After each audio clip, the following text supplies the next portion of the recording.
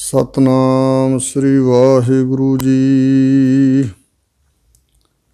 ਡੰਡੌਤ ਬੰਦਨ ਅਨਕਬਾਰ, ਸਰਬ ਕਲਾ ਸਮਰੱਥ। ਡੋਲਣ ਤੇ ਰਾਖੋ ਪ੍ਰਭੂ, ਨਾਨਕ ਦੇ ਕਰ ਹੱਥ। ਬਾਣੀ ਮੁਖੋਂ ਉਚਾਰੀਐ, ਹੋਏ ਰੁਸ਼ਨਾਈ ਮਿਟੈ ਅੰਧਿਆਰਾ। ਗਿਆਨ ਗੋਸ਼ਟ ਚਰਚਾ ਸਦਾ, ਅਨਹਦ ਸ਼ਬਦ ਉਠੇ ਧੁਨਕਾਰਾ। ਸਤਨਾਮ ਸ੍ਰੀ ਵਾਹਿਗੁਰੂ ਜੀ। ਸ੍ਰੀ ਰਾਗ ਮਹੱਲਾ ਪਹਿਲਾ।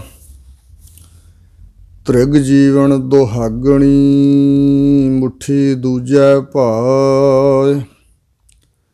ਕਲਰ ਕੇਰੀ ਕੰਧ ਜਿਉ, ਅਹਨਿਸ ਕੇਰ ਢਹਿ ਪਾਇ। ਤ੍ਰਿਗ ਜੀਵਨ ਦੁਹਾਗਣੀ। ਵਾਹਿਗੁਰੂ ਜੀ ਕਾ ਖਾਲਸਾ, ਵਾਹਿਗੁਰੂ ਜੀ ਕੀ ਫਤਿਹ। ਗਰੀਬ ਨਵਾਜ, ਪਤਿਤ ਪਾਵਨ, ਭਗਤ ਵਸ਼ਲ, ਕਿਰਪਾ ਦੇ ਖਜ਼ਾਨੇ ਸਤਿਗੁਰੂ, ਦਸਾਂ ਪਾਤਸ਼ਾਹੀਆਂ ਦੇ ਹਿਰਦਾ ਸਰੂਪ, ਚਵਰ ਤਖਤ ਛਤਰ ਦੇ ਮਾਲਕ, ਧੰਨ ਗੁਰੂ ਗ੍ਰੰਥ ਸਾਹਿਬ ਮਹਾਰਾਜ ਜੀ ਦੀ ਸਾਜੀ ਨਵਾਜੀ ਪਰਮ ਸਨਮਾਨਯੋਗ ਸਾਧ ਸੰਗਤ ਜੀਓ।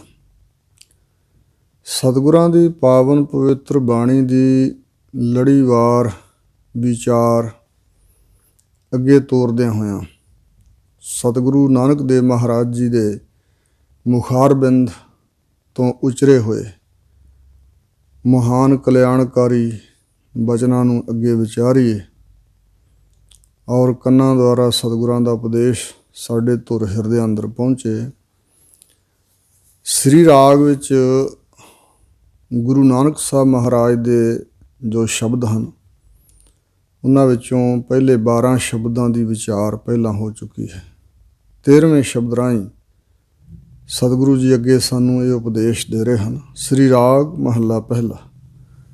ਰਾਗ ਦਾ ਨਾਮ ਸ੍ਰੀ ਰਾਗ ਹੈ ਔਰ ਮਹੱਲਾ ਸਰੂਪ ਸ਼੍ਰੀ ਗੁਰੂ ਨਾਨਕ ਦੇਵ ਮਹਾਰਾਜ ਜੀ ਦਾ ਪਹਿਲਾ। ਆਦਿ ਸਤਿਗੁਰੂ ਸਿੱਖ ਧਰਮ ਦੇ ਬਾਨੀ ਸਤਿਗੁਰੂ ਨਾਨਕ ਦੇਵ ਮਹਾਰਾਜ ਜੀ ਬਚਨ ਫਰਮਾਉਂਦੇ ਹਨ। ਤ੍ਰਿਗ ਜੀਵਨ ਦੁਹਾਗਣੀ, ਮੁੱਠੀ ਦੂਜੈ ਪਾਏ।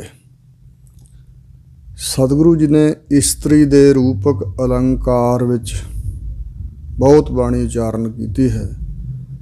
ਜਿਵੇਂ ਇੱਕ ਬਾਲਕੀ ਹੁੰਦੀ ਹੈ, ਇੱਕ ਕਿਸ਼ੋਰ ਅਵਸਥਾ ਦੀ ਬੱਚੀ ਹੈ, ਇੱਕ ਮੁੰਦ ਕੁਆਰ ਅਵਸਥਾ ਜਾਂ ਅੱਲੜ ਵੀ ਜਿਸ ਨੂੰ ਕਿਹਾ ਜਾਂਦਾ ਹੈ। ਸੁਣ ਮੁੰਦੇ ਹਰਨ ਆਖੀਏ, ਗੂੜਾ ਵੈਣ ਅਪਾਰ। ਪਹਿਲਾਂ ਵਸਤ ਸਿਆਣ ਕੈ, ਤਾਂ ਕੀਚੈ ਵਾਪਾਰ। ਮੁੰਦ ਅੱਲੜ ਦਾ ਨਾਮ ਹੈ। ਔਰ ਫਿਰ ਇੱਕ ਵਿਆਹੀ ਹੋਈ ਸੁਹਾਗਵੰਤੀ ਸੁਹਾਗਣ। ਇੱਕ ਇਸੇ ਤਰ੍ਹਾਂ ਛੁੱਟੜ, ਜਿਸ ਵਾਸਤੇ ਸ਼ਬਦ ਵਰਤਿਆ ਹੈ ਦੁਹਾਗਣ। ਦੁਹਾਗਣ ਦਾ ਅਰਥ ਹੈ ਪਤੀ ਵੱਲੋਂ ਛੱਡ ਦਿੱਤੀ ਗਈ। ਉਹ ਜੀਵ ਜਿਹੜੇ ਬਿਲਕੁਲ ਬੇਸਮਝ ਹਨ, ਸ਼ਾਸਤਰ ਗਿਆਨ ਪਰਮਾਰਥ ਦੀ ਗੱਲਬਾਤ ਤੋਂ ਬਿਲਕੁਲ ਵਾਂਝੇ, ਉਹ ਜੋ ਬਾਲਕੀਆਂ ਦੀ ਨਿਆਈ ਹਨ। ਔਰ ਇਸੇ ਤਰ੍ਹਾਂ ਕਿਸ਼ੋਰ ਅਵਸਥਾ ਵਾਲੇ ਅਜੇ ਜੋ ਧਰਮ ਦੇ ਰਾਹ 'ਤੇ ਕੋਈ ਕਦਮ ਇੱਕ ਦੋ ਰੱਖੇ ਹਨ ਜਿਨ੍ਹਾਂ ਨੇ। ਇਸੇ ਪ੍ਰਕਾਰ ਫਿਰ ਮੁੰਦ ਅੱਲੜ ਅਵਸਥਾ ਜਗਿਆਸੂ ਦੀ, ਅਤੇ ਜੋ ਗੁਰਮੁਖ ਹੈ ਉਹ ਵਿਆਹੀ ਹੋਈ ਇਸਤਰੀ ਵਾਂਗ, ਜੋ ਗੁਰਾਂ ਤੋਂ ਬੇਮੁਖ ਹੈ ਜਾਂ ਰੱਬ ਵੱਲੋਂ ਨਾਸਤਕ ਹੈ, ਉਹ ਛੁੱਟੜ ਦੀ ਨਿਆਈ ਕਿਹਾ ਜਾਏਗਾ। ਹਜ਼ੂਰ ਇੱਥੇ ਬਚਨ ਕਰ ਰਹੇ ਨੇ ਕਿ ਤ੍ਰਿਗ ਜੀਵਨ ਦੁਹਾਗਣੀ, ਮੁੱਠੀ ਦੂਜੈ ਭਾਏ। ਜਿਵੇਂ ਆਪਾਂ ਮਨਮੁਖ ਕਹਿ ਦਿੰਦੇ ਹਾਂ ਕਿਸੇ ਨੂੰ। ਸਾਡੀ ਹਾਲਤ ਬਿਆਨ ਕਰ ਰਹੇ ਹਨ ਸਤਿਗੁਰੂ ਨਾਨਕ ਦੇਵ ਜੀ ਮਹਾਰਾਜ ਕਿ ਉਹ ਜੀਵ ਰੂਪ ਇਸਤਰੀ ਜੋ ਦੁਹਾਗਣੀ ਵਰਗੀ ਹੈ, ਛੁੱਟੜ ਵਰਗੀ ਹੈ। ਮੁੱਠੀ ਦੂਜੈ ਭਾਏ। ਦੂਜਾ ਭਾਉ ਸੰਸਾਰ ਹੈ। ਦੂਜਾ ਭਾਉ ਵਿਸਾਰੀ ਹੈ। ਹਜ਼ੂਰ ਨੇ ਉਪਦੇਸ਼ ਦਿੱਤਾ ਕਿ ਦਵੈਤ ਭਾ। ਦੂਜਾ ਭਾਵ ਦਾ ਅਰਥ ਹੈ ਦੂਜਾ ਪ੍ਰੇਮ, ਖੋਟਾ ਪ੍ਰੇਮ। ਖੋਟੀਆਂ ਝੂਠੀਆਂ ਚੀਜ਼ਾਂ ਨਾਲ ਜਿਹੜਾ ਲਗਾਓ ਹੈ, ਯਾਨੀ ਸੰਸਾਰ ਦਾ ਮੋਹ ਜਿਹੜਾ, ਉਹਨੂੰ ਸਤਿਗੁਰਾਂ ਨੇ ਸ਼ਬਦ ਵਰਤਿਆ ਦੂਜਾ ਭਾਉ। ਇੱਕ ਤਾਂ ਪਰਮੇਸ਼ਰ ਦਾ ਭਾਉ ਹੈ ਨਾ, ਵਾਹਿਗੁਰੂ ਦਾ ਭਾਉ, ਜਿਹਦੇ ਬਾਰੇ ਬਚਨ ਹੈ, ਸਾਚ ਕਹੋ ਸੁਣ ਲਿਓ ਸਭੈ ਜਨ ਪ੍ਰੇਮ ਕੀਓ ਤਿਨ ਹੀ ਪ੍ਰਭ ਪਾਇਓ। ਉਹ ਤਾਂ ਹੈ ਵਾਹਿਗੁਰੂ ਜੀ ਦਾ ਪਿਆਰ, ਸਤਿਗੁਰੂ ਦੇ ਚਰਨਾਂ ਨਾਲ ਪਿਆਰ। ਪੀਰ ਮੁਰੀਦਾਂ ਪਿਰਹੜੀਓ ਨਿਭੈ ਨਾਲੇ। ਪਰ ਜੋ ਸੰਸਾਰ ਦੇ ਪਦਾਰਥਾਂ ਨਾਲ, ਸੰਬੰਧੀਆਂ ਨਾਲ, ਸਰੀਰਾਂ ਨਾਲ ਮੋਹ ਹੈ ਤੇ ਪਰਮੇਸ਼ਰ ਦਾ ਚੇਤਾ ਹੀ ਭੁਲਾ ਦਿੱਤਾ, ਇਸ ਨੂੰ ਕਹਿੰਦੇ ਨੇ ਦੂਜਾ ਭਾਵ। ਦੂਜੇ ਭਾਵ ਕਰਕੇ, ਦੁਐਤ ਭਾਅ ਕਰਕੇ ਸੰਸਾਰ ਦੇ ਮੋਹ ਵਿੱਚ ਜਿਹੜੀ ਦੁਹਾਗਣੀ ਹੈ, ਛੁੱਟੜ ਬਦਕਾਰ ਹੈ, ਭਾਵ ਮਨਮੁਖ ਹੈ, ਉਹ ਮਨਮੁਖ ਜੀਵ ਇਸਤਰੀ ਮੁੱਠੀ ਠੱਗੀ ਗਈ, ਲੁੱਟੀ ਗਈ। ਮੁਸਣਾ ਹੁੰਦਾ ਲੁੱਟਣਾ, ਖੋਹਣਾ, ਠੱਗਣਾ। ਤ੍ਰਿਗ ਜੀਵਨ ਉਸ ਦੁਹਾਗਣੀ ਜੀਵ ਰੂਪ ਇਸਤਰੀ ਦਾ, ਛੁੱਟੜ ਇਸਤਰੀ ਦਾ ਜੋ ਜੀਵਨ ਹੈ ਉਹ ਹੈ ਤ੍ਰਿਗ। ਤ੍ਰਿਗ ਦਾ ਅਰਥ ਹੈ ਅਤਿਅੰਤ ਲਾਹਣਤਯੋਗ, ਜਾਂ ਇੰਜ ਕਿਹਾ ਦਾਨਿਆਂ ਨੇ, 100 ਵਾਰੀ ਫਿਟੇ ਮੂੰਹ ਕਹੀਏ ਤਾਂ ਇੱਕ ਲਾਹਣਤ ਬਣਦੀ ਹੈ, 100 ਵਾਰੀ ਲਾਹਣਤ ਕਹੀਏ ਤੇ ਇੱਕ ਤ੍ਰਿਗ ਬਣਦੀ ਹੈ। ਯਾਨੀ ਜਿਹਨੂੰ ਤ੍ਰਿਗ ਕਹਿ ਦੇਣਾ ਉਹਦਾ ਮਤਲਬ ਹੈ ਵੀ 100 ਵਾਰੀ ਲਾਹਣਤਾਂ, ਸੈਂਕੜੇ ਲਾਹਣਤਾਂ ਉਹਦੇ ਮੂੰਹ ਤੇ।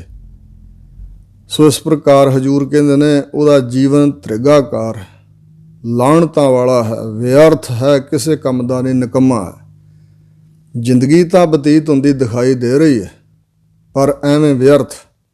ਉਹ ਕਾਹਨੂੰ ਆਏ ਇਸ ਦੁਨੀਆ 'ਤੇ? ਜਿਵੇਂ ਹਜੂਰ ਨੇ ਕਿਹਾ, ਜਿਨੀ ਐਸਾ ਹਰ ਨਾਮ ਨਾ ਚੇਤਿਓ ਸੇ ਕਾਹੇ ਜਗ ਆਏ ਰਾਮ ਰਾਜੇ। ਇਹ ਮਾਨਸ ਜਨਮ ਦੁਲੰਭ ਹੈ, ਨਾਮ ਬਿਨਾ ਬਿਰਥਾ ਸਭ ਜਾਏ। ਇਸ ਪ੍ਰਕਾਰ ਜਿਹਨੂੰ ਸਿਰਫ ਸੰਸਾਰ ਦਾ ਹੀ ਲਗਾਓ ਹੈ, ਉਹ ਸੰਸਾਰ ਦੇ ਲਗਾਓ ਕਰਕੇ ਉਹਦਾ ਆਤਮ ਧਨ ਹਿਰਿਆ ਗਿਆ। ਸਵਾਸ ਜਿਹੜੇ ਰੱਬ ਵੱਲੋਂ ਬੜੇ ਬੇਸ਼ਕੀਮਤੇ ਮਿਲੇ ਸੀ, ਵਿਅਰਥ ਚਲੇ ਗਏ। ਜੀਵਨ ਬੜਾ ਦੁਰਲੱਭ ਸੀ ਔਰ ਮਨੁੱਖ ਨੂੰ ਬੁੱਧੀ ਬਖਸ਼ੀ ਹੈ, 84 ਲੱਖ ਜੂਨਾਂ ਦਾ ਸਰਦਾਰ ਬਣਾਇਆ, ਆਪਣਾ ਭਲਾ ਕਰ ਸਕਦਾ।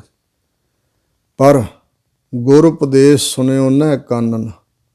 ਇਸ ਤਰ੍ਹਾਂ ਦੀ ਹਾਲਤ ਬਣ ਗਈ ਹੈ ਸਾਡੀ। ਕੇਵਲ ਇਹ ਦੁਨੀਆ ਜਿਹੜਾ ਦ੍ਰਿਸ਼ਮਾਨ ਪ੍ਰਪੰਚ ਹੈ, ਇਹੋ ਹੀ ਦਿਖਾਈ ਦਿੰਦੀ ਹੈ, ਅਗਲੇ ਜਹਾਨ ਦਾ ਬਿਲਕੁਲ ਚੇਤਾ ਭੁੱਲ ਚੁੱਕਾ। ਇਹ ਖਿਆਲ ਹੀ ਨਹੀਂ ਹੈ ਕਿ ਮੈਂ ਕਿੱਥੋਂ ਆਇਆ, ਕਿੱਥੇ ਜਾਣਾ, ਮੇਰਾ ਸਰੂਪ ਕਿਆ ਹੈ। ਇਸ ਤਰ੍ਹਾਂ ਦੇ ਜੀਵ ਨੂੰ ਹਜੂਰ ਕਹਿੰਦੇ ਨੇ ਉਹ ਉਸ ਇਸਤਰੀ ਵਰਗਾ ਹੈ ਜੋ ਛੁੱਟੜ ਹੈ, ਪਤੀ ਦੀ ਛੱਡੀ ਹੋਈ। ਕੱਲਰ ਕੇਰੀ ਕੰਧ ਜਿਉ ਐਹ ਨਿਸ ਕੇਰ ਢਹਿ ਪਾਏ। ਕੰਧਾਂ ਉਸਾਰੀਆਂ ਜਾਂਦੀਆਂ ਮਕਾਨ ਬਣਾਉਣ ਲਈ, ਜਾਂ ਘਰ ਦੇ ਸਮਾਨ ਨੂੰ ਸਾਂਭਣ ਲਈ ਘਰ ਦੇ ਦੁਆਲੇ ਦੀਵਾਰ ਕੱਢੀ ਜਾਂਦੀ। ਪੁਰਾਣੇ ਸਮਿਆਂ 'ਚ ਕੱਚੀਆਂ ਕੰਧਾਂ ਹੁੰਦੀਆਂ ਸੀ ਔਰ ਫਿਰ ਵੀ ਚੰਗੀ ਤਰ੍ਹਾਂ ਮਿੱਟੀ ਪਰਖ ਕੇ ਲਿਆਂਦੀ ਜਾਂਦੀ ਸੀ ਕੰਧਾਂ ਬਣਾਉਣ ਲਈ।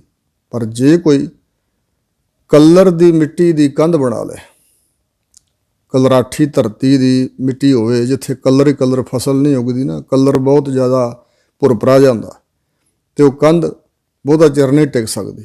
ਕੱਲਰ ਕੇਰੀ ਕੰਧ ਜਿਉ, ਜਿਵੇਂ ਕੱਲਰ ਦੀ ਕੰਧ ਹੈ, ਜਿਉ ਜਿਵ ਸ਼ਬਦ ਤੋਂ ਬਣਿਆ ਜਿਉ, ਅਤੇ ਇਹਨੂੰ ਜਿਉ ਉਚਾਰਨਾ ਠੀਕ ਆ। ਜਿਉਂ ਬਿੰਦੀ ਆਪਣੇ ਕੋਲੋਂ ਲਾਉਣੀ ਯੋਗ ਨਹੀਂ, ਇਹ ਭਾਸ਼ਾ ਵਿਗਿਆਨੀ ਕਹਿ ਰਹੇ ਨੇ।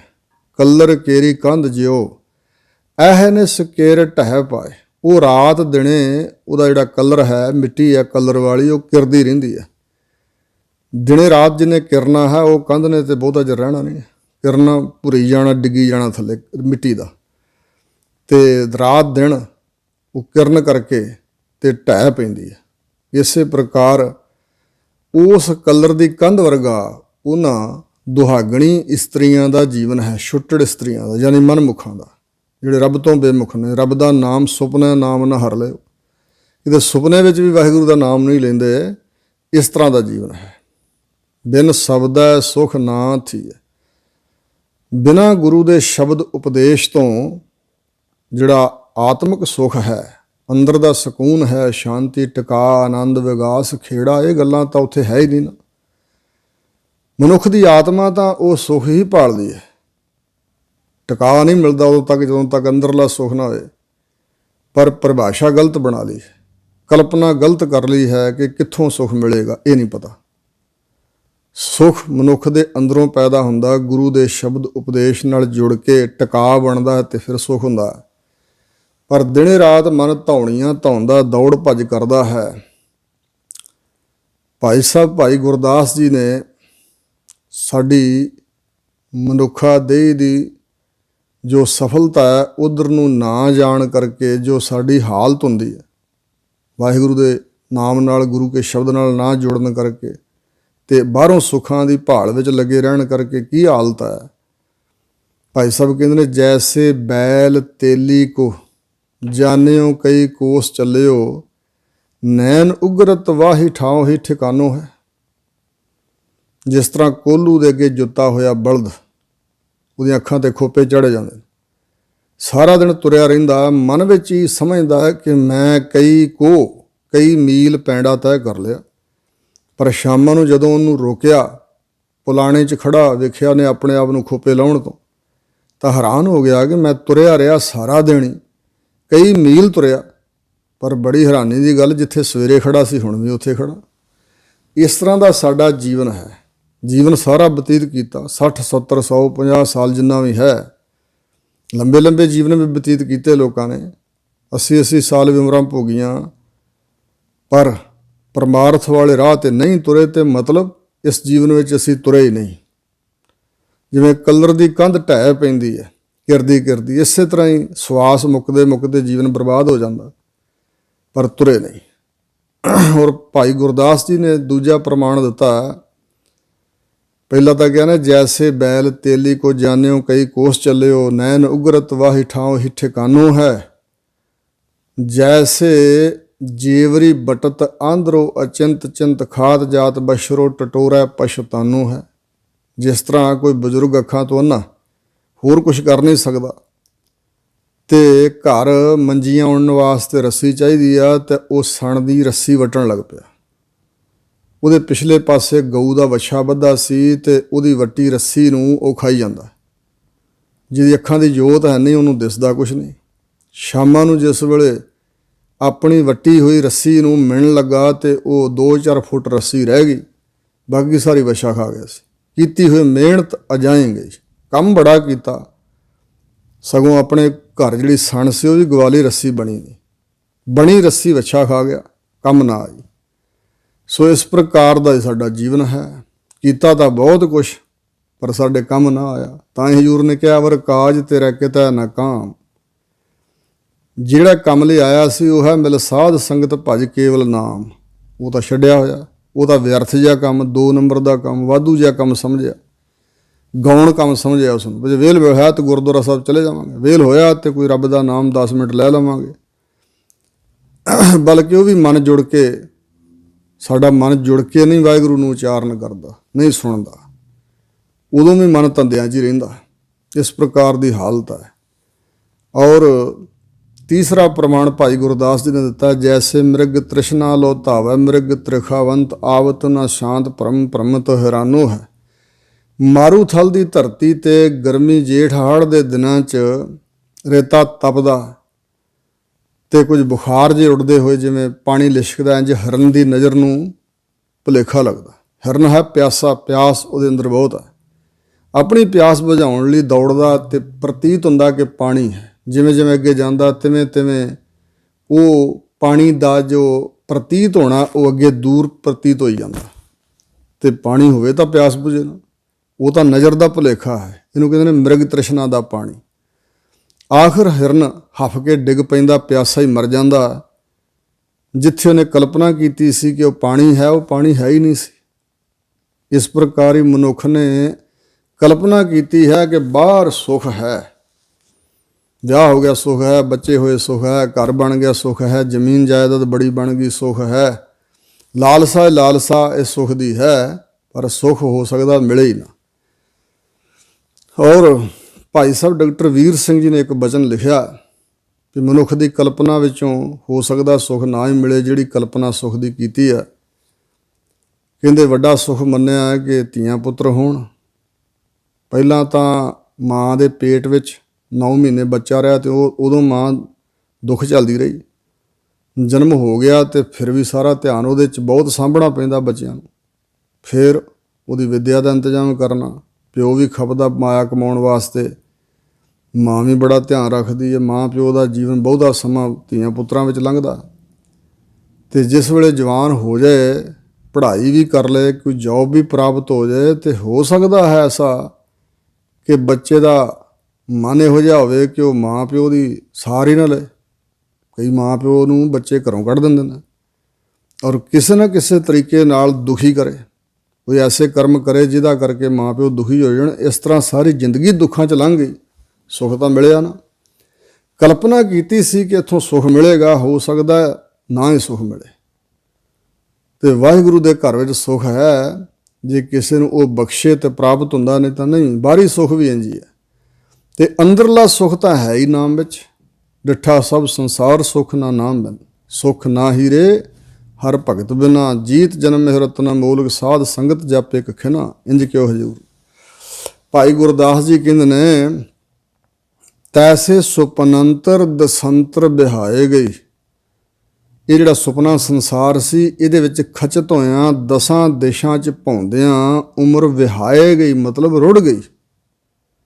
ਵਿਅਰਥ ਦੇ ਧੰਦਿਆਂ ਵਿੱਚ ਉਮਰ ਰੁੜ ਗਈ, ਵਿਅਰਥ ਦੀ ਕਲਪਨਾ 'ਚ, ਵਿਅਰਥ ਦੇ ਚਿਤਵੇ ਹੋਏ ਸੁੱਖਾਂ ਦੀ ਕਲਪਨਾ 'ਚ ਇਹ ਜਿਹੜੀ ਉਮਰ ਸੀ ਰੁੜ ਗਈ, ਗੁਜ਼ਰ ਗਈ। ਜਾਨੀ ਪਹੁੰਚਿਓ ਨਾ ਤਹਾਂ ਜਹਾਂ ਮੋਹ ਜਾਨੋ ਹੈ।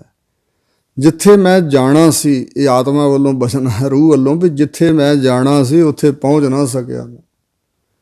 ਸੋ ਇਸ ਪ੍ਰਕਾਰ ਇਸ ਤਰ੍ਹਾਂ ਦਾ ਜੀਵਨ ਮਨੁੱਖਾ ਦੇਹੀ ਤਾਂ ਹੈ, ਪਰ ਇੰਨੀ ਦੌੜ ਭੱਜ, ਸਗੋਂ ਪਸ਼ੂਆਂ ਪੰਛੀਆਂ ਜਾਨਵਰਾਂ ਨੂੰ ਇੰਨੀ ਕਲਪਨਾ ਹੈ ਨਹੀਂ ਜਿੰਨੀ ਤ੍ਰਿਸ਼ਨਾ ਮਨੁੱਖ ਜਾਤੀ ਦੇ ਲੋਕਾਂ ਨੂੰ ਦੌੜ ਭਜਾ ਕਰ ਰਹੀ ਹੈ, ਦੌੜ ਭੱਜ ਕਰਾ ਰਹੀ ਹੈ। ਇੰਨੀ ਕਲਪਨਾ ਹੋਰਨਾਂ ਜੂਨਾਂ 'ਚ ਸਗੋਂ ਹੈ ਨਹੀਂ। ਪਰ ਉੱਥੇ ਪਰਮਾਰਥ ਦੀ ਸੋਝੀ ਹੈ ਨਹੀਂ, ਉਹ ਭੋਗ ਜੂਨਾਂ ਹਨ, ਕਰਮਾਂ ਦਾ ਫਲ ਭੋਗ ਰਹੀਆਂ। ਕਰਮ ਜੂਨੀ ਤਾਂ ਮਨੁੱਖਾ ਦੇ ਹੀ ਹੈ। ਹਜ਼ੂਰ ਕਹਿੰਦੇ ਨੇ, ਬਿਨ ਸ਼ਬਦੈ ਸੁਖ ਨਾ ਥੀਐ। ਵਾਹਿਗੁਰੂ ਦੇ ਨਾਮ ਤੋਂ ਬਗੈਰ, ਗੁਰੂ ਕੇ ਸ਼ਬਦ ਉਪਦੇਸ਼ ਤੋਂ ਬਗੈਰ ਸੁਖ ਨਾ ਥੀਐ, ਨਹੀਂ ਹੁੰਦਾ ਹੈ। ਪਿਰ ਬਿਨ ਦੁਖ ਨਾ ਜਾਏ।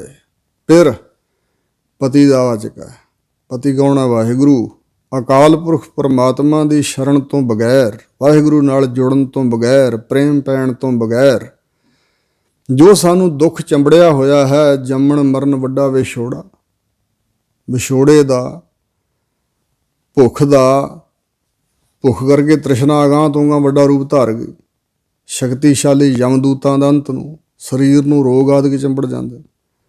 ਅਸਲ ਸਾਰੇ ਇਹ ਦੁੱਖ ਵਾਹਿਗੁਰੂ ਤੋਂ ਪਏ ਹੋਏ ਵਿਛੋੜੇ ਕਰਕੇ ਹੀ ਪੈਦਾ ਹੋਏ ਨੇ। ਇਸ ਦੁੱਖ ਵਿੱਚੋਂ ਸਾਰੇ ਦੁੱਖਾਂ ਦਾ ਜਨਮ ਹੈ। ਹਜ਼ੂਰ ਕਹਿੰਦੇ ਨੇ, ਦੁੱਖ ਤਦੇ ਜਾਂ ਵਿਸਰ ਜਾਵੇ। ਵਾਹਿਗੁਰੂ ਵਿਸਰ ਜਾਂਦਾ ਤਾਂ ਹੀ ਦੁੱਖ ਹੈ। ਫਿਰ ਬਿਨ ਦੁੱਖ ਨਾ ਜਾਏ। ਜਿੱਧਰ ਮਰਜ਼ੀ ਦੌੜ ਭੱਜ ਜੀਵ ਕਰ ਲਏ, ਆਖਰ ਵਾਹਿਗੁਰੂ ਦੇ ਚਰਨੀ ਲੱਗ ਕੇ ਹੀ ਸੁੱਖ ਮਿਲੇਗਾ, ਦੁੱਖ ਦੂਰ ਹੋਣਗੇ ਇੰਝ। ਇਹ ਤਾਂ ਮਨ ਦੀ ਹਾਲਤ ਐਸੀ ਹੈ, ਮਨ ਐਡਾ ਅਗਿਆਨੀ ਹੈ ਕਿ ਇਹ ਸਮਝਦਾ ਨਹੀਂ ਹੈ ਕਿ ਦੁੱਖ ਦੂਰ ਕਿਵੇਂ ਹੋਣਗੇ। ਗੁਰੂ ਸਾਹਿਬ ਸਮਝਾ ਰਹੇ ਨੇ ਵੀ ਵਾਹਿਗੁਰੂ ਦੀ ਸ਼ਰਨ ਤੋਂ ਬਗੈਰ, ਪਰਮਾਤਮਾ ਦੇ ਚਰਨਾਂ ਨਾਲ ਜੁੜਨ ਤੋਂ ਬਗੈਰ ਦੁੱਖ ਨਹੀਂ ਜਾ ਸਕਦਾ। ਮੁੰਦੇ ਪਿਰ ਬਿਨ ਕਿਆ ਸ਼ਿਗਾਰ।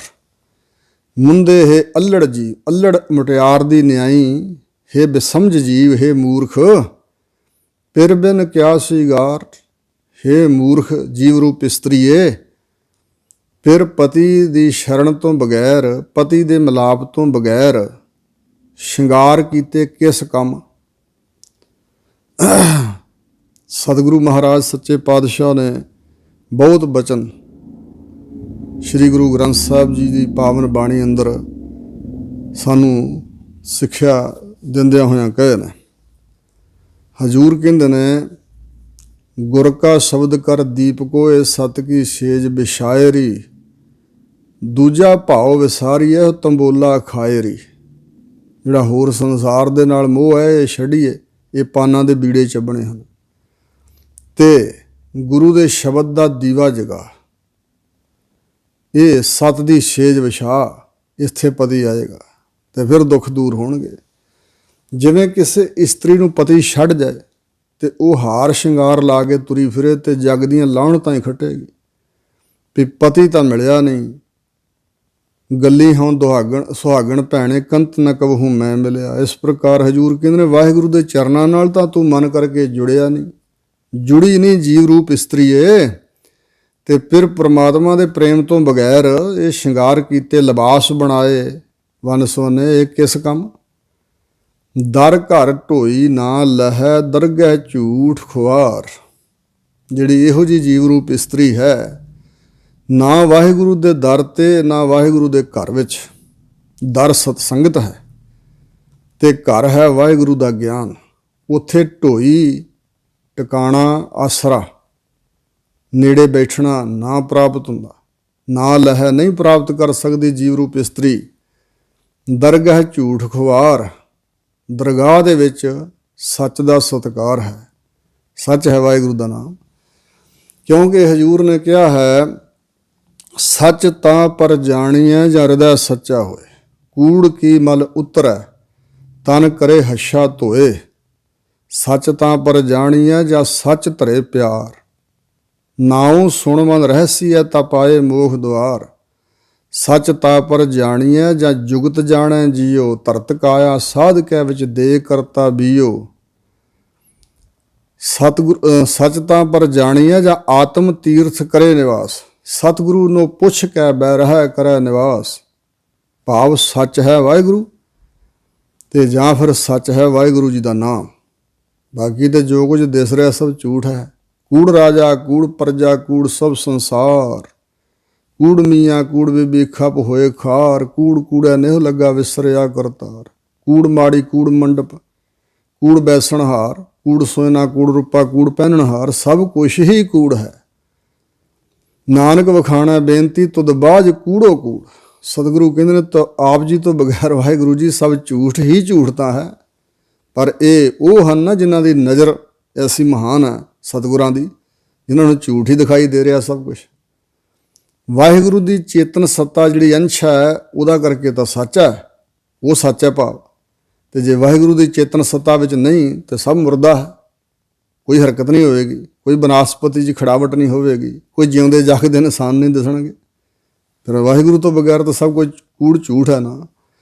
ਦਰਗਾਹ ਝੂਠ ਖੁਆਰ, ਜੋ ਇਸ ਝੂਠ ਵਿੱਚ ਲੱਗਾ ਰਿਹਾ ਉਹ ਝੂਠਾ ਹੈ।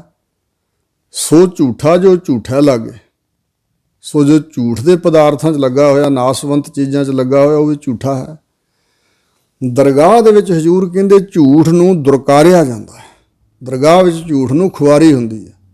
ਦਰਗਾਹ ਵਿੱਚ ਝੂਠ ਖੁਆਰ ਹੁੰਦਾ ਹੈ। ਉੱਥੇ ਸੱਚੇ ਹੀ ਸੱਚ ਨਿਬੜੈ ਚੁਣ ਵੱਖ ਕੱਢੇ ਜਜਮਾਲਿਆ। ਜਜਮਾਲਿਆ ਪਾਪੀ ਝੂਠ ਦੇ ਪਿੱਛੇ ਲੱਗ ਕੇ ਪਾਪ ਹੋਏ। ਰਹਾਓ ਸ਼ਬਦ ਦਾ ਕੇਂਦਰੀ ਭਾਵ ਦੱਸ ਕੇ ਸਤਿਗੁਰੂ ਹੋਰ ਅੱਗੇ ਵਿਆਖਿਆਨ ਕਰਦੇ ਹਨ। ਆਪ ਸੁਜਾਨ ਨਾ ਭੁੱਲਈ ਸੱਚਾ ਵੱਡ ਕਿਰਸਾਨ।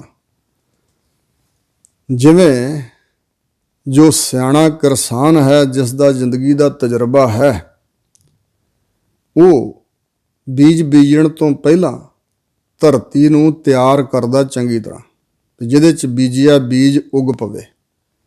ਪਹਿਲਾਂ ਵਾਹ ਕੇ ਫਿਰ ਖੁੱਲ੍ਹੀ ਛੱਡਦਾ, ਫਿਰ ਉਦੋਂ ਬਾਅਦ ਫਿਰ ਸਿੰਜਦਾ, ਪਾਣੀ ਦੇ ਨਾਲ ਜਲ ਨਾਲ ਸਿੰਜ ਕੇ ਫਿਰ ਵੱਤਰ ਆਉਂਦਾ। ਜਦੋਂ ਸਾਰਿਆਂ ਨੂੰ ਜਿਹੜਾ ਬਸਮਝ ਮਨੁੱਖ ਉਹਨੂੰ ਕੀ ਪਤਾ ਵੱਤਰ ਕੀ ਹੁੰਦਾ।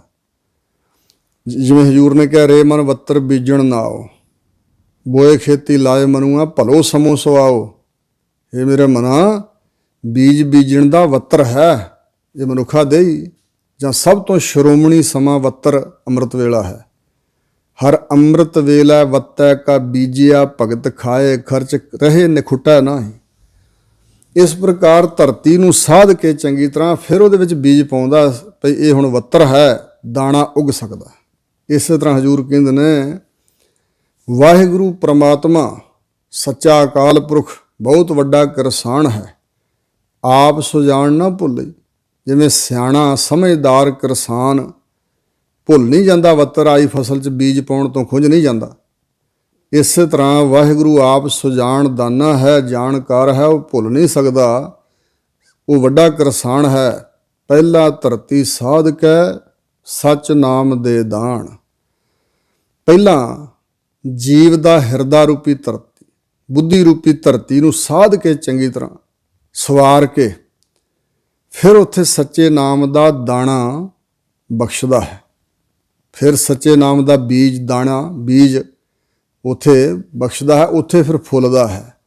ਫਿਰ ਉਹ ਭਾਵ ਬੀਜ ਉੱਗਦਾ ਹੈ, ਉੱਗ ਕੇ ਵੱਡਾ ਹੁੰਦਾ ਹੈ, ਔਰ ਉੱਥੇ ਬਹੁਤ ਜ਼ਿਆਦਾ ਦਾਣੇ ਲੱਗਦੇ ਨੇ, ਬੋਲ ਬਣ ਜਾਂਦਾ। इस तरह ਜਿਹੜਾ ਕੋਈ ਪਾਤਰ ਹੈ, ਅਧਿਕਾਰੀ ਹੈ, ਉਸ ਦੇ ਹਿਰਦੇ 'ਚ ਵਾਹਿਗੁਰੂ ਜੀ ਆਪਣਾ ਸੱਚਾ ਨਾਮ ਦਾ ਦਾਣਾ ਬੀਜ ਬਖਸ਼ਦੇ ਹਨ। ਹਰ ਇੱਕ ਨੂੰ ਇਹ ਦਾਤ ਨਹੀਂ ਮਿਲਦੀ। ਜਿਹੜੀ ਧਰਤੀ ਨਹੀਂ ਤਿਆਰ ਹੋਈ ਉੱਥੇ ਉਪਦੇਸ਼ ਦਿੱਤਾ ਜੇ ਨਹੀਂ ਫਲਦਾ। ਜਿਵੇਂ ਇੱਕ ਬਚਨ ਯਾਦ ਆਇਆ, ਅੰਮ੍ਰਿਤਸਰ ਜ਼ਿਲ੍ਹੇ ਵਿੱਚ ਕਸੇਲ ਪਿੰਡ ਹੈ, ਉੱਥੇ ਭਾਈ ਸਾਹਿਬ ਸਿੰਘ ਜੀ ਰਹਿੰਦੇ ਸਨ ਅਤੇ ਉਹ ਹਰ ਸਾਲ ਟਕਸਾਲ ਦੇ ਵਿਦਿਆਰਥੀ ਸਿੰਘਾਂ ਨੂੰ ਸੱਦ ਕੇ ਅਖੰਡ ਪਾਠੀ ਸਿੰਘਾਂ ਨੂੰ ਉਹ ਅਖੰਡ ਪਾਠ ਸਾਹਿਬ ਕਰਾਉਂਦੇ ਸੀ ਇੱਕ ਵਾਰੀ। ਔਰ ਇੰਨੇ ਪ੍ਰੇਮ ਨਾਲ ਕਿ ਉਹਨਾਂ ਦੇ ਕੁਝ ਰਿਸ਼ਤੇਦਾਰ ਵੀ ਸੰਬੰਧੀ ਸਨ, ਉਹ ਆਰੰਭ ਵਾਲੇ ਦਿਨ ਤੋਂ ਇੱਕ ਦਿਨ ਪਹਿਲਾਂ ਆ ਜਾਂਦੇ ਸੀ ਅਤੇ 3 ਦਿਨ ਬੜਾ ਪ੍ਰੇਮ ਨਾਲ ਪਾਠ ਸੁਣਦੇ ਸਨ ਅਤੇ ਪਾਠ ਕਰਨ ਵਾਲਿਆਂ ਨੂੰ ਵੀ ਆਨੰਦ ਆਉਂਦਾ ਸੀ। ਬੜੇ ਵਧੀਆ ਸਰੋਤੇ ਸਨ। ਇੱਕ ਵਾਰੀ ਭੋਗ ਵਾਲੇ ਦਿਨ ਉਹਨਾਂ ਨੇ ਬਾਬਾ ਠਾਕੁਰ ਸਿੰਘ ਜੀ ਮਹਾਂਪੁਰਸ਼ ਨੂੰ ਸੱਦਿਆ ਹੋਇਆ ਸੀ ਅਤੇ ਉਹਨੇ ਮੈਨੂੰ ਕਿਹਾ ਵੀ ਬਾਬਾ ਜੀ ਨੂੰ ਬੇਨਤੀ ਕਰੋ ਵੀ 1.5 ਘੰਟਾ ਕੀਰਤਨ ਹੋਵੇ ਅਤੇ 1 ਘੰਟਾ ਘੱਟੋ ਘੱਟ ਆਏ ਹੋਏ ਮੁੱਖ ਵਾਕ ਦੀ ਕਥਾ ਹੋਵੇ। ਅੰਦਰ ਅਖੰਡ ਪਾਠ ਸਾਹਿਬ ਦਾ ਭੋਗ ਪਾ ਕੇ ਬਾਹਰ ਮਹਾਰਾਜ ਸਾਹਿਬ ਦਾ ਪ੍ਰਕਾਸ਼ ਕਰਕੇ ਦੀਵਾਨ ਸਜਾਉਣਾ ਸੀ। ਜਦੋਂ ਮਹਾਂਪੁਰਸ਼ ਬੱਸ 'ਚੋਂ ਉਤਰੇ ਅਤੇ ਘਰ ਦੇ ਨੇੜੇ ਪਹੁੰਚੇ, ਮੈਂ ਅੱਗੋਂ ਹੋ ਕੇ ਬੇਨਤੀ ਕੀਤੀ ਵੀ ਇਸ ਤਰ੍ਹਾਂ ਕਹਿੰਦਾ ਜੀ ਸਿੰਘ। ਤਾਂ ਕਹਿਣ ਲੱਗੇ ਨਹੀਂ, 20 ਮਿੰਟ ਕੀਰਤਨ ਕਰੋ, ਸਿੰਘਾਂ ਰਾਗੀ ਸਿੰਘਾਂ ਨੂੰ ਕਹਿ ਦਿਓ ਅਤੇ 10 ਮਿੰਟਾਂ 'ਚ ਹੁਕਮਨਾਮਾ ਸਾਹਿਬ ਵਿਚਾਰ ਕਰੋ ਅਤੇ ਉਦੋਂ ਬਾਅਦ ਲੰਗਰ ਵਰਤੇ ਚਲੀਏ। ਮੈਂ ਕੁਝ ਐਸੇ ਖਿਆਲ 'ਚ ਪੈ ਗਿਆ ਵੀ ਕੀ ਕਾਰਨ, ਬਾਬਾ ਜੀ ਨੂੰ ਤਾਂ ਕੋਈ ਐਡਾ ਜ਼ਿਆਦਾ ਰੰਝੇਵਾ ਨਹੀਂ ਕਿਤੇ ਹੋਰ ਜਾਣ ਦਾ, ਜਾਣਾ ਤਾਂ ਵਾਪਸ ਮਹਿਤੇ ਆ, ਪਰ ਉਹਦੀ ਸ਼ਰਧਾ ਨੂੰ ਕਿਉਂ ਨਹੀਂ ਵੇਖਿਆ ਅਤੇ ਕਿਉਂ ਨਹੀਂ ਆਗਿਆ ਦਿੱਤੀ। ਕਥਾ ਕੀਰਤਨ ਤਾਂ ਲਾਭਦਾਇਕ ਹੈ, ਕਿਉਂ ਨਾ ਕਰਦੀ। ਅਜੇ ਮੈਂ ਉਹਨਾਂ ਤੋਂ ਹੋ ਕੇ ਵਾਪਸ ਪਰਤਿਆ ਸੀ ਦੀਵਾਨ ਅਸਥਾਨ ਵੱਲ ਨੂੰ, ਅਤੇ ਪਿੰਡ ਵਾਸੀ ਜਿਹੜੇ ਉਦਣ ਭੋਗ ਵਾਲੇ ਦਿਨ ਹੀ ਆਏ ਸੀ, ਪਹਿਲਾਂ ਉਹਨਾਂ ਦੇ ਦਰਸ਼ਨ ਨਹੀਂ ਸੀ ਹੋਏ ਕਿਸੇ ਦੇ। ਭੋਗ ਵਾਲੇ ਦਿਨ ਆਏ ਅਤੇ ਉਹਨਾਂ ਨੇ ਕਾਫੀ ਪਕੌੜੇ ਮਠਿਆਈਆਂ ਖਾਧੀਆਂ ਹੋਈਆਂ ਸਨ, ਪਰ ਫਿਰ ਵੀ ਉਹ ਬੈਠਣਾ ਨਹੀਂ ਸੀ ਚਾਹੁੰਦੇ। ਬਹੁ ਗਿਣਤੀ 'ਚ ਉਹ ਸਨ। ਉਹ ਆਪਸ ਵਿੱਚ ਗੱਲਾਂ ਕਰ ਰਹੇ ਸੀ ਵੀ ਇਹ ਸਾਹਿਬ ਸਿੰਘ ਨੇ ਕੀ ਪਖੰਡ ਫੜਿਆ। ਇਹ 3 ਦਿਨ ਅਖੰਡ ਪਾਠ ਸਾਹਿਬ ਹੋਇਆ ਅਤੇ ਰੱਜਿਆ ਨਹੀਂ। ਹੁਣ ਕਹਿੰਦਾ 1.5 ਘੰਟਾ ਕੀਰਤਨ, ਘੰਟਾ ਕਥਾ ਹੋਏ। ਇਹਨੇ ਸਾਨੂੰ ਢਿੱਡੋਂ ਭੁੱਖੇ ਮਾਰਨਾ। ਸਾਡੇ ਕੋਲ ਵੇਲ ਇੰਨਾ, ਐਵੇਂ ਸਾਨੂੰ ਇੱਥੇ ਬਿਠਾ ਛੱਡਣਾ। ਪਤਾ ਹੁੰਦਾ ਤਾਂ ਆਪਾਂ ਆਉਂਦੇ ਹੀ ਨਾ ਜਾਂ ਲੇਟ ਆਉਂਦੇ। ਅਤੇ ਮੈਂ ਉਹਨਾਂ ਦੀ ਗੱਲ ਸੁਣ ਕੇ ਥੋੜ੍ਹਾ ਜਿਹਾ ਪਿਛਾਂ ਨੂੰ ਵੇਖਿਆ ਅਤੇ ਪਿੱਛੇ ਮਹਾਂਪੁਰਸ਼ ਆ ਰਹੇ ਸੀ। ਮੇਰੇ ਵੱਲ ਵੇਖ ਕੇ ਹੱਸ ਪਏ, ਕਹਿਣ ਲੱਗੇ ਲੱਗ ਗਿਆ ਪਤਾ। ਮੈਂ ਚੁੱਪ। ਉਹਨਾਂ ਨੇ ਉਹ ਬੰਦਿਆਂ ਦੀਆਂ ਗੱਲਾਂ ਨਹੀਂ ਸੀ ਸੁਣੀਆਂ ਅਤੇ ਕਈ ਵਾਰੀ ਦਾਸ ਦੇ ਨਾਲ ਉਹ ਇਸ ਤਰ੍ਹਾਂ ਅੰਤਰਜਾਮਤਾ ਵਾਲੇ ਬਚਨ ਪ੍ਰਗਟ ਹੋ ਜਾਂਦੇ ਸੀ। ਹੋਰਨਾਂ ਸਿੰਘਾਂ ਨੂੰ ਵੀ ਪਤਾ ਹੀ ਹੈ। ਉਹ ਮੇਰੇ ਵੱਲ ਵੇਖ ਕੇ ਕਹਿਣ ਲੱਗੇ, ਇੱਕ ਬਚਨ ਗੁਰੂ ਗ੍ਰੰਥ ਸਾਹਿਬ ਮਹਾਰਾਜ ਦਾ ਉਹਨਾਂ ਬੋਲਿਆ, ਵਿਣ ਗਾਹਕ ਗੁਣ ਵੇਚੀਐ ਤਉ ਗੁਣ ਸਹਿਗੋ ਜਾਏ, ਗੁਣ ਕਾ ਗਾਹਕ ਜੇ ਮਿਲੈ ਤਉ ਗੁਣ ਲਾਖ ਵਿਕਾਏ। ਜੇ ਗਾਹਕ ਹੀ ਨਾ ਹੋਏ, ਉੱਥੇ ਕੋਈ ਚੀਜ਼ ਵੇਚੀ ਜਾਏ ਅਤੇ ਉਸ ਚੀਜ਼ ਦੀ ਕੀਮਤ ਨਹੀਂ ਪੈਂਦੀ, ਉਹ ਸਸਤੇ ਭਾਅ ਹੀ ਚਲੀ ਜਾਏਗੀ। ਹੀਰੇ ਨੂੰ ਆਮ ਸਧਾਰਨ ਵਿਅਕਤੀ ਵੱਲ ਜਾ ਕੇ ਵੇਚਣਾ ਚਾਹੋ ਅਤੇ ਉਹਦੀ ਕੀਮਤ ਥੋੜ੍ਹਾ ਪਾ ਸਕਦਾ। ਜਿਵੇਂ ਕਹਿੰਦੇ ਕੋਈ ਪ੍ਰਜਾਪਤ ਸੀ ਅਤੇ ਉਹਨੇ ਬੇੜੀ 'ਚ ਖੋਤੇ ਲੱਦ ਲਏ ਅਤੇ ਕਿਸੇ ਸ਼ਾਹੂਕਾਰ ਦਾ ਹੀਰਾ ਡਿੱਗ ਪਿਆ। ਉਹਨੇ ਪਕੜ ਲਿਆ ਅਤੇ ਉਹਨੇ ਕਈ ਚਿਰ ਉਹ ਟੱਲੀ 'ਚ ਬੰਨ੍ਹ ਕੇ ਖੋਤੇ ਦੇ ਗਾਲੀ ਪਾ ਛੱਡਿਆ ਸੀ। ਫਿਰ ਇੱਕ ਦਿਨ ਉਹਦੇ ਪੇਟ ਵਿੱਚ ਕੁਝ ਦਰਦ ਹੋਇਆ ਅਤੇ ਉਹਨੇ ਉਹ ਖੋਤੇ ਦੇ ਗਲੋਂ ਹੀਰਾ ਲਾ ਕੇ ਆਪਣੀ ਬੇਟੀ ਨੂੰ ਦਿੱਤਾ ਭਈ ਇਹ ਵੇਚ ਕੇ, ਹੋਰ ਤਾਂ ਪੈਸਾ ਕੋਈ ਨਹੀਂ ਕੋਲ। ਆਹ ਜਿਹੜੀ ਚੀਜ਼ ਆ ਨਾ, ਚਮਕੀਲਾ ਜਿਹਾ ਪੱਥਰ, ਇਹ ਹਨੇਰੇ 'ਚ ਰੱਖੀਏ ਤਾਂ ਰੌਸ਼ਨੀ ਦਿੰਦਾ। ਦੁਕਾਨਦਾਰ ਨੂੰ ਕਹੀਂ ਇਹ ਲੈ ਲਾ ਅਤੇ ਥੋੜ੍ਹੀ ਜਿਹੀ ਅਜਵਾਇਣ ਦੇ ਦੇ। ਔਰ ਉਹ ਬੱਚੀ ਗਈ ਅਤੇ ਸ਼ਾਹੂਕਾਰ ਨੇ ਕਿਹਾ ਮੇਰੇ ਕੰਮ ਤਾਂ ਕਿਸੇ ਨਹੀਂ, ਪਰ ਚਲੋ ਇੱਥੇ ਦੀਵਾ ਨਹੀਂ ਜਗਾਉਣਾ ਪਏਗਾ। ਦੁਕਾਨ 'ਚ ਰਾਤ ਨੂੰ ਹਨੇਰਾ ਹੋ ਜਾਂਦਾ, ਗਾਹਕ ਆਉਂਦੇ ਨੇ, ਇੱਥੇ ਰੱਖ ਲੈਂਦੇ ਹਾਂ। ਉਹਨੇ ਵੀ ਅਜਵਾਇਣ ਵਾਲੇ ਭਾਂਡੇ ਸੁੱਟ ਛੱਡਿਆ। ਰਾਤ ਨੂੰ ਕਿਤੇ ਬਾਹਰ ਕੱਢ ਕੇ ਰੱਖਦਾ ਹੋਵੇਗਾ, ਜਾਨੀ 2 ਪੈਸੇ ਪਰ ਅਜਵਾਇਣ ਪਿੱਛੇ ਹੀਰਾ ਵਿਕ ਗਿਆ। ਫਿਰ ਕਿਤੇ ਕੋਈ ਸ਼ਾਹੂਕਾਰ ਦੀ ਨਜ਼ਰੀ ਪਿਆ ਅਤੇ ਉਹਦੀ ਲੱਖਾਂ ਰੁਪਈਆਂ 'ਚ ਕੀਮਤ ਪਈ। ਇਸ ਪ੍ਰਕਾਰ ਹੀ ਜੋ ਕੋਈ ਗੁਣ ਹੈ ਜਾਂ ਰੱਬ ਦਾ ਨਾਮ ਹੈ, ਹੀਰਾ ਲਾਲ ਅਮੋਲਕ ਹੈ ਭਾਰੀ, ਬਿਨ ਗਾਹਕ ਮੀਕਾ ਕਾਖਾ, ਰਤਨ ਗਾਹਕ ਗੁਰ ਸਾਧੂ ਦੇਖਿਓ ਤਬ ਰਤਨ ਬਿਕਾਨੋ ਲਾਖਾ। ਸਤਿਗੁਰੂ ਜੀ ਇਸ ਦੇ ਗਾਹਕ ਬਣੇ ਔਰ ਆਪਣੇ ਅਨੁਯਾਈਆਂ ਨੂੰ ਕਿਹਾ ਇਸ ਹੀਰੇ ਨਾਮ ਦੇ ਗਾਹਕ ਬਣੋ। ਐਸੋ ਹੀਰਾ ਨਿਰਮਲ ਨਾਮ, ਜਾਸ ਜਪਤ ਪੂਰਨ ਸਭ ਕਾਮ, ਗੁਣ ਕਾ ਗਾਹਕ ਜੇ ਮਿਲੈ ਤਉ ਗੁਣ ਲਾਖ ਵਿਕਾਏ। ਲੱਖਾਂ ਕਰੋੜਾਂ ਕੀਮਤ ਪਵੇਗੀ ਜੇ ਉਹਦਾ ਗਾਹਕ ਅਸਲੀ ਮਿਲ ਜਾਏ। ਇਸ ਪ੍ਰਕਾਰ ਹਜੂਰ ਕਹਿੰਦੇ ਨੇ ਕਿ ਵਾਹਿਗੁਰੂ ਅਧਿਕਾਰੀਆਂ ਦੇ ਹਿਰਦੇ 'ਚ ਜਿਹੜਾ ਉਸ ਚੀਜ਼ ਦਾ ਪਾਤਰ ਬਣ ਜਾਏ, ਜਦੋਂ ਮਨ ਪਪੀਏ ਵਾਂਗ ਪ੍ਰਿਓ ਦੀ ਟੇਰ ਲਾਏ ਕਿ ਮੈਨੂੰ ਵਾਹਿਗੁਰੂ ਆਪਣਾ ਨਾਮ ਬਖਸ਼ੋ। ਮੰਗੋ ਦਾਨ ਠਾਕੁਰ ਨਾਮ, ਅਵਰ ਕਛੂ ਮੇਰਾ ਸੰਗ ਨਾ ਚਾਲੈ, ਮਿਲੈ ਕਿਰਪਾ ਗੁਣ ਗਾਮ। ਵਿਣ ਤੁਧ ਹੋਰ ਜੇ ਮੰਗਣਾ, ਸਿਰ ਦੁੱਖਾਂ ਕੈ ਦੁੱਖ, ਦੇਹ ਨਾਮ ਸੰਤੋਖੀ, ਆ ਉਤਰੈ ਮਨ ਕੀ ਭੁੱਖ। ਹੋਰ ਤਾਂ ਕੁਛ ਨਾਲ ਨਿਭਣ ਵਾਲਾ ਹੈ ਨਹੀਂ, ਪਰ ਇਹ ਉਪਦੇਸ਼ ਪੜ੍ਹ ਸੁਣ ਕੇ ਬੋਲ ਲਈਦਾ ਮੁੱਖ ਤੋਂ। ਅੰਦਰ ਸਾਡਾ ਹਿਰਦਾ ਇੰਨਾ ਤਿਆਰ ਨਹੀਂ ਹੋਇਆ ਭਈ ਇਹ ਦਿਨੇ ਰਾਤ ਟੇਰ ਲਾ ਕੇ ਨਾਮ ਮੰਗੇ। ਸਾਨੂੰ ਤਾਂ ਘੜੀ ਦੋ ਘੜੀਆਂ ਨਾਮ ਜਪਣਾ ਜਾਂ ਸੁਣਨਾ ਬਹੁਤ ਕਠਿਨ ਲੱਗਦਾ, ਕਿਉਂਕਿ ਸਾਡੇ ਮਨ ਅੰਦਰ ਕਦਰ ਕੀਮਤ ਨਹੀਂ ਹੋਈ ਅਜੇ, ਮੁੱਲ ਬਾਰੇ ਗਿਆਨ ਨਹੀਂ ਹੋਇਆ। ਤੇ ਇਸ ਵਾਹਿਗੁਰੂ ਦੇ ਨਾਮ ਦੀ ਕਿੰਨੀ ਕੁ ਕੀਮਤ ਹੈ। ਭਾਈ ਸਾਹਿਬ ਡਾਕਟਰ ਵੀਰ ਸਿੰਘ ਜੀ ਕਹਿੰਦੇ ਨੇ ਕਿ ਰੱਬ ਦੀ ਦਰਗਾਹ ਵਿੱਚ ਜਾ ਕੇ ਦੋਵਾਂ ਤਰ੍ਹਾਂ ਦੇ ਲੋਕ ਰੋਂਦੇ ਨੇ, ਪਛਤਾਉਂਦੇ ਨੇ। ਸਰੀਰ ਦੇ ਖਤਮ ਹੋਣ ਤੋਂ ਬਾਅਦ ਰੂਹ ਨੂੰ ਜਿਹੜਾ ਸਭ ਤੋਂ ਪਹਿਲਾ ਤੇ ਵੱਡਾ ਦੁੱਖ ਵਿਆਪਦਾ ਉਹ ਇਹ ਹੈ ਕਿ ਜਿਨ੍ਹਾਂ ਨੇ ਰੱਬ ਦੀ ਬੰਦਗੀ ਨਹੀਂ ਕੀਤੀ, ਪਰਮਾਤਮਾ ਦਾ ਸਿਮਰਨ ਨਹੀਂ ਕੀਤਾ, ਗੁਰਾਂ ਦਾ ਸ਼ਬਦ ਉਪਦੇਸ਼ ਨਹੀਂ ਕਮਾਇਆ, ਸੇਵਾ ਸਿਮਰਨ ਦੀ ਘਾਲ ਨਹੀਂ ਘਾਲੀ, ਉਹ ਤਾਂ ਰੋਣਗੇ ਹੀ। ਪਰ ਜਿਨ੍ਹਾਂ ਨੇ ਇਹ ਕੁਛ ਕੀਤਾ ਹੈ ਉਹ ਵੀ ਰੋਂਦੇ ਨੇ। ਇਹ ਪ੍ਰਸ਼ਨਵਾਚਕ ਵਚਨ ਆ ਵੀ ਕਿਉਂ ਰੋਂਦੇ ਨੇ ਜੀ? ਜਿਨ੍ਹਾਂ ਤੇ ਕੁਛ ਵੀ ਨਹੀਂ ਕੀਤਾ ਉਹ ਤਾਂ ਰੋਣਗੇ। ਜਿਨ੍ਹਾਂ ਨੇ ਆਪਣੇ ਜੀਵਨ ਵਿੱਚ ਇਹ ਘਾਲ ਘਾਲੀ ਹੈ, ਸੇਵਾ ਸਿਮਰਨ ਦੀ ਕਮਾਈ ਕੀਤੀ, ਗੁਰਾਂ ਦਾ ਉਪਦੇਸ਼ ਕਮਾਇਆ, ਉਹ ਕਿਉਂ ਰੋਂਦੇ ਨੇ ਜੀ? ਤਾਂ ਭਾਈ ਸਾਹਿਬ ਕਹਿੰਦੇ ਨੇ ਉੱਥੇ ਜਿਹੜੇ ਸਵਾਸ ਮਾਤ ਲੋਕ 'ਚ ਰਹਿੰਦੇ ਆ, ਰੱਬ ਦੇ ਨਾਮ ਵਿੱਚ ਸਤਸੰਗਤ ਵਿੱਚ ਖਰਚ ਹੋਏ, ਉਹਨਾਂ ਸਵਾਸਾਂ ਦਾ ਮੁੱਲ ਪੈਂਦਾ ਵੇਖ ਕੇ ਰੋਂਦੇ ਨੇ ਵੀ ਸਾਨੂੰ ਤਾਂ ਬੜਾ ਲੰਬਾ ਜੀਵਨ ਮਿਲਿਆ ਸੀ, ਅਸੀਂ ਅੱਧੀ ਉਮਰ ਤਾਂ ਸੌਂ ਕੇ ਲੰਘਾ ਲਈ, ਕੁਝ ਬਚਪਨ ਦੀ ਨਦਾਨਗੀ ਵਿੱਚ ਲੰਘਾ ਲਈ, ਕੁਝ ਜਵਾਨੀ ਦੀ ਮਸਤੀ 'ਚ ਲੰਘਾ ਲਈ, ਵਿਕਾਰਾਂ 'ਚ ਲੰਘਾ ਲਈ, ਫਿਰ ਜੰਜਾਲ ਗਲ ਪੈ ਗਿਆ ਧੰਦਾ, ਤੇ ਫਿਰ ਉਸ ਧੰਦੇ ਨੂੰ ਪਿੱਟਦਿਆਂ ਉਮਰ ਲੰਘਾ ਲਈ, ਬਿਰਧ ਅਵਸਥਾ ਹੋ ਗਈ ਤੇ ਝੂਰਦਿਆਂ ਲੰਘਾ ਲਈ। ਇਸ ਤਰ੍ਹਾਂ ਹੀ ਮਨੁੱਖ ਦੀ ਉਮਰ ਬਤੀਤ ਹੋ ਜਾਂਦੀ ਹੈ। 10 ਬਾਲਾਤਣ 20 ਰਵਣ, 30 ਕਾ ਸੁੰਦਰ ਕਹਾਵੈ, 40 ਸੀ ਪੁਰ ਹੋਏ, 85 ਪੱਗ ਖਿਸੈ, 60 ਕੇ ਬੁੱਢੇ ਪਾਇਆ ਵੈ, 70 ਕਾ ਮਤਹੀਣ, 80 ਕਾ ਵਿਵਹਾਰ ਨਾ ਪਾਵੈ, 90 ਕਾ ਸਿਹ ਜਸਣੀ, ਮੂਲ ਨ ਜਾਣੈ ਅਪਬਲ, ਢੰਡੋਲਮ ਢੂੰਡਮ ਡਿੱਠ ਮੈਂ ਨਾਨਕ, ਜਗ ਧੂਏ ਕਾ ਤਵਲਹਰ। ਜਗ ਧੂਏ ਦਾ ਮਹੱਲਾ ਹਜੂਰ ਕਹਿੰਦੇ। ਇਸ ਤਰ੍ਹਾਂ ਵਿਅਰਥੀ ਉਮਰ ਲੰਘ ਜਾਂਦੀ ਹੈ। ਸੋ ਰਹੋ ਵਿਚਾਰ, ਸਤਿਗੁਰੂ ਜੀ ਕਹਿੰਦੇ ਨੇ ਕਿ ਜੋ ਪਾਤਰ ਬਣਦਾ ਹੈ, ਜਿਹੜੀ ਧਰਤੀ ਸਾਧੀ ਜਾਂਦੀ ਹੈ, ਗੁਰੂ ਉਪਦੇਸ਼ ਦੁਆਰਾ ਸੇਵਾ ਕਰਨੀ, ਗੁਰੂ ਦੇ ਸ਼ਬਦ ਨਾਲ ਕਥਾ ਕੀਰਤਨ ਸਤਸੰਗ ਵਿੱਚ ਸਮਾਂ ਬਤੀਤ ਕਰਨਾ, ਇਸ ਤਰ੍ਹਾਂ ਕਰਦਿਆਂ ਜਿਹੜੀ ਹਿਰਦਾ ਰੂਪੀ ਧਰਤੀ, ਬੁੱਧੀ ਰੂਪੀ ਧਰਤੀ ਸਾਧੀ ਜਾਏ, ਉੱਥੇ ਫਿਰ ਉਹ ਸਿਆਣਾ ਵੱਡਾ ਕਰਸਾਨ ਆਪ ਸੁਜਾਨ ਪਰਮਾਤਮਾ ਜੋ ਖੁੰਝਦਾ ਨਹੀਂ, ਉਹ ਸੱਚੇ ਨਾਮ ਦਾ ਦਾਣਾ ਬੀਜ ਉੱਥੇ ਪਾ ਦਿੰਦਾ। ਨੌ ਨਿਧ ਉਪਜਿਆ ਨਾਮ ਏਕ, ਕਰਮ ਪਵੈ ਨਿਸ਼ਾਨ।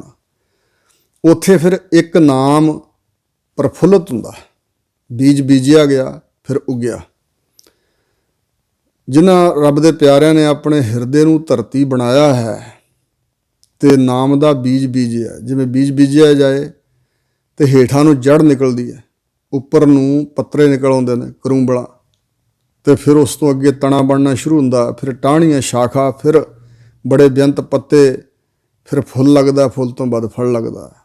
ਇਸੇ ਪ੍ਰਕਾਰ ਗੁਰੂ ਦਾ ਉਪਦੇਸ਼ ਜਦੋਂ ਹਿਰਦੇ ਜਾਂਦਾ, ਨਾਮ ਦਾ ਬੀਜ ਬੀਜਿਆ ਜਾਂਦਾ, ਸ਼ਰਧਾ ਦੀ ਜੜ ਲੱਗਦੀ ਹੈ, ਪ੍ਰੇਮ ਦੇ ਅੰਕੂਰ ਫੁੱਟਦੇ ਨੇ, ਕੋਮਲ ਜਿਹੇ ਪੱਤੇ। ਫਿਰ ਸੋ ਸਾਧ ਸੰਗਤ ਜੀ ਬਿਰਸ਼ਵਦਾ, ਕਰੁਣਾ, ਮੁਦਤਾ, ਮੈਤਰੀ, ਅਪੇਖਿਆ, ਟਾਹਣੀਆਂ, ਗੁਰਮੁਖਾਂ ਵਾਲੇ ਗੁਣ, ਫਿਰ ਧਰਮ ਦਾ ਫੁੱਲ, ਤੇ ਫਿਰ ਬ੍ਰਹਮ ਗਿਆਨ ਦਾ ਫਲ ਲੱਗਦਾ। ਸੋ ਇਸ ਪ੍ਰਕਾਰ 9 ਨਿਧ ਉਪਜੈ ਨਾਮ ਏਕ, 9 ਦੀਆਂ 9 ਨਿਧਾਂ ਹੀ ਉੱਥੇ ਆ ਗਈਆਂ ਉਸ ਹਿਰਦੇ 'ਚ, ਜਿੱਥੇ ਇੱਕ ਨਾਮ ਦਾ ਬੀਜ ਉਪਜਿਆ, ਉੱਗਿਆ ਅੱਗੇ। ਕਰਮ ਪਵੈ ਨਿਸ਼ਾਨ, ਨਿਸ਼ਾਨ ਦਾ ਅਰਥ ਹੈ ਚਿੰਨ੍ਹ। ਕਰਮ ਵਾਹਿਗੁਰੂ ਦੀ ਬਖਸ਼ਿਸ਼ ਦੁਆਰਾ ਇਹ ਪੈਂਦਾ ਹੈ ਨਿਸ਼ਾਨ ਮਸਤਕ ਦੇ ਉੱਪਰ, ਭਾਗ ਬਣਦਾ ਹੈ। ਸੋ ਇਸ ਤਰ੍ਹਾਂ ਜਿਨ੍ਹਾਂ ਨੇ ਪੂਰਬਲੀ ਕਮਾਈ ਕੀਤੀ ਹੋਈ ਹੈ, ਉੱਥੇ ਇਹ ਨਾਮ ਦਾ ਬੀਜ ਬੀਜਿਆ ਜਾਂਦਾ ਤੇ ਸਾਰੀ ਦਾਤ ਮਿਲਦੀ ਹੈ। ਕਰਮ ਪਵੈ ਨਿਸ਼ਾਨ, ਕਮਾਈ ਕੀਤੀ ਹੈ ਪਰ ਬਖਸ਼ਿਸ਼ ਦੇ ਨਾਲ ਮਸਤਕ ਤੇ ਨਿਸ਼ਾਨ ਪਿਆ ਜਾਂ ਮਸਤਕ ਤੇ ਨਿਸ਼ਾਨ ਭਾਗਾਂ ਦਾ, ਤੇ ਫਿਰ ਰੱਬ ਦੇ ਦਰਗਾਹ ਦੀ ਰਾਹਦਾਰੀ ਇਹ ਪ੍ਰਾਪਤ ਹੋ ਗਈ ਉਹਨਾਂ ਨੂੰ। ਗੁਰ ਕਉ ਜਾਣ ਨਾ ਜਾਣਈ ਕਿਆ ਤਿਸ ਚੱਜ ਅਚਾਰ। ਜਿਹੜਾ ਵਿਅਕਤੀ ਜਾਣਦਾ ਹੋਇਆ ਵੀ ਮਨਮੁਖ ਬਣ ਰਿਹਾ, ਸਤਿਗੁਰੂ ਦੀ ਮਹਿਮਾ ਨੂੰ ਨਹੀਂ ਜਾਣਿਆ, ਕੁਛ ਵੀ ਨਹੀਂ ਜਾਣਿਆ, ਜਾਣਦਾ ਹੋਇਆ ਵੀ, ਸਮਝਦਾਰ ਹੁੰਦਾ ਵੀ, ਜਿਹੜਾ ਗੁਰੂ ਮਹਾਰਾਜ ਨੂੰ ਕੁਛ ਵੀ ਨਹੀਂ ਜਾਣਿਆ ਕਰਕੇ ਜਿਸਨੇ ਪ੍ਰਵਾਹ ਨਹੀਂ ਕੀਤੀ, ਆਤਮ ਗਿਆਨ ਦੇ ਰਸਤੇ 'ਤੇ ਚੱਲਣ ਲਈ ਸਤਿਗੁਰੂ ਦੀ ਸ਼ਰਨ ਨਹੀਂ ਲਈ। ਜਿਵੇਂ ਮਸੰਦ ਲੋਕਾਂ ਬੜਿਆਂ ਨੇ ਸਤਿਗੁਰਾਂ ਨੂੰ ਟਿੱਚ ਕਰਕੇ ਜਾਣਿਆ, ਮਹਿਮਾ ਜਾਣੀ ਨਹੀਂ, ਕੋਲ ਹੁੰਦਿਆਂ ਵੀ ਮਹਿਮਾ ਨਹੀਂ ਜਾਣੀ। ਕਿਆ ਤਿਸ ਚੱਜ ਅਚਾਰ। ਉਸ ਦਾ ਜੀਵਨ ਕਿਹੋ ਜਿਹੇ ਅਚਾਰਾਂ ਵਾਲਾ ਤੇ ਕਿਹੋ ਜਿਹੇ ਚੱਜ ਵਾਲਾ, ਜੀਵਨ ਦੀ ਰੂਪ ਰੇਖਾ, ਜੀਵਨ ਦੇ ਢੰਗ ਤਰੀਕੇ ਉਹਦੇ ਕਿਹੋ ਜਿਹੇ ਹੋਣਗੇ। ਭਾਵ ਕੁਛ ਵੀ ਨਹੀਂ ਹੈ, ਕੋਝਾ ਚੱਜ ਅਚਾਰ ਹੈ। ਚੱਜ ਜਾਚ, ਕੁਛ ਕਰਨ ਦਾ ਹੁਨਰ ਤੇ ਅਚਾਰ ਕਰਤੱਵ ਉਹਦੇ, ਜਿਹਨੇ ਸਤਿਗੁਰੂ ਨੂੰ ਕੁਛ ਨਹੀਂ ਜਾਣਿਆ, ਉਹਦੇ ਜੀਵਨ ਦੇ ਅਚਾਰ ਵਿਹਾਰ ਕਰਤੱਵ ਚੱਜ ਕਿਹੋ ਜਿਹੇ ਹੋਣਗੇ। ਅੰਧਲੇ ਨਾਮ ਵਿਸਾਰਿਆ ਮਨਮੁਖ ਅੰਧ ਗੁਬਾਰ। ਉਹ ਅੰਨਾ ਅਗਿਆਨੀ ਹੈ, ਉਸਨੇ ਵਾਹਿਗੁਰੂ ਦੇ ਨਾਮ ਨੂੰ ਵਿਸਾਰ ਦਿੱਤਾ, ਭੁਲਾ ਦਿੱਤਾ ਹੈ, ਚੇਤੇ ਵਿੱਚੋਂ ਸਿਮਰਤੀ ਵਿੱਚੋਂ ਤਿਆਗਿਆ ਹੋਇਆ। ਮਨਮੁਖ ਅੰਧ ਗੁਬਾਰ, ਜੋ ਮਨ ਦੇ ਪਿੱਛੇ ਲੱਗਣ ਵਾਲਾ, ਮਨ ਦੀ ਮਰਜ਼ੀ ਕਰਨ ਵਾਲਾ, ਉਹਦੇ ਅੱਗੇ ਅੰਧ ਹਨੇਰਾ, ਅੰਨਾ ਹਨੇਰਾ, ਗੁਬਾਰ ਗੂੜਾ, ਗੂੜਾ ਅੰਧ ਧੁੰਦ ਗੁਬਾਰ ਜਿਵੇਂ ਪਿਆ ਹੁੰਦਾ, ਬਹੁਤ ਜ਼ਿਆਦਾ ਗੂੜਾ ਹਨੇਰਾ ਹੀ ਹਨੇਰਾ ਹੈ ਉਸਦੇ ਜੀਵਨ ਅੰਦਰ। ਆਵਣ ਜਾਣ ਨਾ ਚੁੱਕਈ ਮਰ ਜਨਮੈ ਹੋਏ ਖੁਆਰ। ਜਿਵੇਂ ਹਜ਼ੂਰ ਨੇ ਬਚਨ ਕੀਤਾ, ਜਮ ਜਮ ਮਰੈ ਮਰੈ ਫਿਰ ਜਮੈ, ਬਹੁਤ ਸਜਾਏ ਪਿਆ ਦੇਸ਼ ਲੰਮੈ, ਜਿਨ ਕੀਤਾ ਤਿਸੈ ਨਾ ਜਾਣੇ ਅੰਧਾ, ਤਾਂ ਦੁੱਖ ਸਹਿ ਪ੍ਰਾਣੀਆਂ। ਇੱਕ ਬਚਨ ਉਦਾਸ ਨੂੰ ਯਾਦ ਆਇਆ, ਮੈਨੂੰ ਇਹ 3-4 ਵਿਅਕਤੀਆਂ ਨੇ ਬਚਨ ਸੁਣਾਇਆ ਜਿਹੜੇ ਜਾਣਦੇ ਸਨ। ਬਾਬਾ ਤਾਰਾ ਸਿੰਘ ਜੀ ਸਰਹਾਲੀ ਵਾਲੇ ਹੋਏ ਨੇ, ਅੰਮ੍ਰਿਤਸਰ ਜ਼ਿਲ੍ਹੇ ਸਰਹਾਲੀ ਨਗਰ ਹੈ ਬਾਬਾ ਤਾਰਾ ਸਿੰਘ ਜੀ, ਅਤੇ ਉਹਨਾਂ ਦੇ ਨਾਲ ਇੱਕ ਡਰਾਈਵਰ ਹੁੰਦਾ ਸੀ ਗੱਡੀ ਚਲਾਉਣ ਵਾਲਾ। ਉਹ ਕੁਛ ਮਨਮੁਖ ਸੁਭਾਅ ਦਾ ਸੀ, ਉਹ ਮੰਨਦਾ ਨਹੀਂ ਸੀ ਬਚਨ ਉਹਨਾਂ ਦਾ।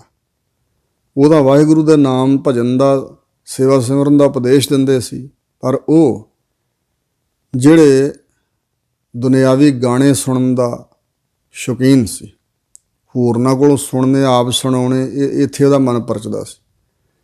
ਅਤੇ ਉਹ ਚੜ੍ਹਾਈ ਕਰ ਗਿਆ, ਅਤੇ ਸਾਲ ਹੋ ਗਿਆ ਸੀ ਉਹਨੂੰ ਚੜ੍ਹਾਈ ਕੀਤਿਆਂ। ਅਤੇ ਉਹ ਸ਼ਾਮਾਂ ਨੂੰ ਇੰਝ ਨਾਮ ਜਪਾ ਰਹੇ ਸੀ ਬਾਬਾ ਤਾਰਾ ਸਿੰਘ ਜੀ, ਅਤੇ ਸੁਤੇ ਸਿੱਧੀ ਉਹਨਾਂ ਬਚਨ ਕੀਤਾ, ਕਹਿੰਦੇ ਤੁਹਾਨੂੰ ਕੁਝ ਦੱਸੀਏ, ਕਿਉਂਕਿ ਹੋਰਨਾਂ ਦਾ ਭਲਾ ਕਰਨ ਵਾਸਤੇ ਮਹਾਂਪੁਰਸ਼ ਐਸੀ ਆਪਣੀ ਅਗੰਮੀ ਦ੍ਰਿਸ਼ਟੀ ਨੂੰ ਵਰਤ ਲੈਂਦੇ ਸੀ। ਕਦੇ ਕਹਿਣ ਲੱਗੇ ਤੁਹਾਨੂੰ ਕੁਝ ਦੱਸੀਏ, ਕਿ ਦੱਸੋ। ਕਹਿੰਦੇ ਉਹ ਜਿਹੜਾ ਡਰਾਈਵਰ ਆਪਣੇ ਨਾਲ ਹੁੰਦਾ ਸੀ, ਬਿੱਲਾ, ਚੜ੍ਹਾਈ ਕਰ ਗਿਆ ਸੀ, ਸ਼ਾਇਦ ਐਕਸੀਡੈਂਟ ਹੋਇਆ ਸੀ ਉਹਦਾ। ਕਹਿਣ ਲੱਗੇ ਅਗਲਾ ਜਨਮ ਉਸ ਨੂੰ ਮਿਲਿਆ। ਕਹਿੰਦੇ ਜੀ ਕਿੱਥੇ? ਤਾਂ ਉੱਥੇ ਸਰਹਾਲੀ ਪਿੰਡ ਦੇ ਬਾਹਰ ਇੱਕ ਬਹਿਕ ਹੈ, ਜਿਹਨੂੰ ਛੁਰਿਆਂ ਦੀ ਬਹਿਕ, ਯਾਨੀ ਡੇਰਾ ਢਾਣੀ ਕੁਛ ਕਹਿ ਲਓ, ਇਹ ਵੱਖਰੀਆਂ ਵੱਖਰੀਆਂ ਬੋਲੀਆਂ ਨੇ। ਭਾਵ ਖੇਤਾਂ 'ਚ ਰਹਿੰਦਾ ਉਹ ਪਰਿਵਾਰ, ਉਹਨਾਂ ਦੀ ਅੱਲ ਪਈ ਹੋਈ ਛੁਰਿਆਂ ਦਾ ਘਰ। ਕਹਿੰਦੇ ਉਹਨਾਂ ਦੇ ਘਰ ਮੱਝ ਸੂਈ ਆ, ਅਤੇ ਉਹ ਕੱਟਾ ਬਣ ਕੇ ਜੰਮਿਆ। ਜਾਓ ਵੇਖ ਕੇ ਆਓ। ਗਏ ਤੇ ਠੀਕ ਹੀ, ਮੱਝ ਸੂਈ ਸੀ। ਬਾਬਾ ਜੀ ਤਾਂ ਉੱਥੇ ਗਏ ਨਹੀਂ ਸੀ, ਉੱਥੇ ਬੈਠਿਆਂ ਦੱਸਤਾ ਸੀ ਵੀ ਮੱਝ ਸੂਈ ਅਤੇ ਕੱਟਾ ਬਣ ਕੇ ਉਹ ਜੰਮਿਆ। ਵੇਖ ਕੇ ਆਏ, ਫਿਰ ਸਵੇਰੇ ਆਪ ਗਏ ਬਾਬਾ ਜੀ।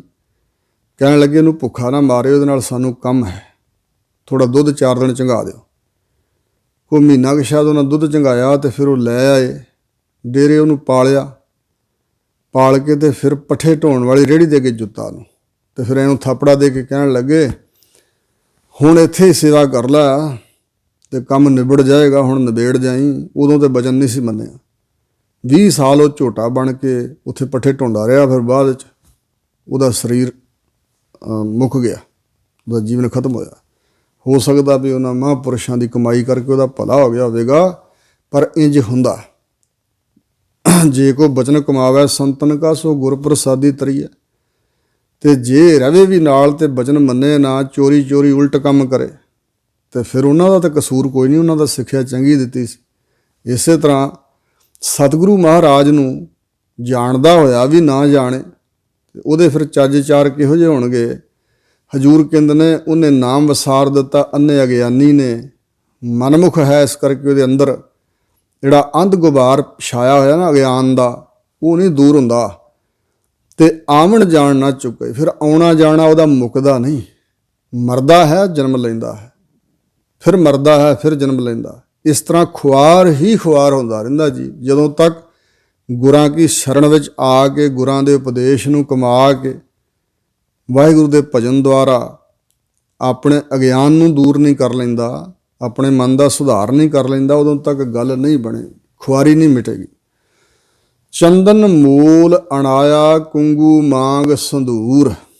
ਹਜ਼ੂਰ ਕਹਿੰਦੇ ਨੇ ਜਿਵੇਂ ਕੋਈ ਇਸਤਰੀ ਹਾਰ ਸ਼ਿੰਗਾਰ ਲਾਉਣ ਵਾਸਤੇ ਮੁੱਲ ਖਰਚ ਕੇ ਮਾਇਆ ਦੇ ਕੇ ਮੁੱਲ ਚੰਦਨ ਮੰਗਾ ਲਿਆ ਔਰ ਕੁੰਗੂ ਕੇਸਰ ਵੀ ਰਗੜ ਲਿਆ ਤੇ ਆਪਣੇ ਚੀਰੇ 'ਚ ਪਾਉਣ ਵਾਸਤੇ ਸੰਧੂਰ ਵੀ ਲੈ ਆਂਦਾ, ਸੰਧੂਰ ਵੀ ਪਾ ਲਿਆ।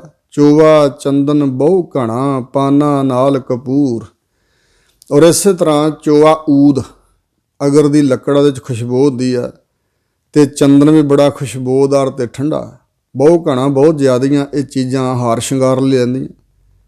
ਪਾਨਾ ਨਾਲ ਕਪੂਰ ਤੇ ਪਾਨਾ ਪਾਨ ਦੇ ਵਿੱਚ ਪਾ ਕੇ ਕਪੂਰ, ਮੁਸ਼ਕ ਕਫੂਰ ਜਿਹੜਾ ਹੁੰਦਾ, ਇਸ ਤਰ੍ਹਾਂ ਕਪੂਰ ਵੀ ਪਾਨ 'ਚ ਪਾ ਕੇ ਤੇ ਚੱਬਣ ਲੱਗ ਪਈ।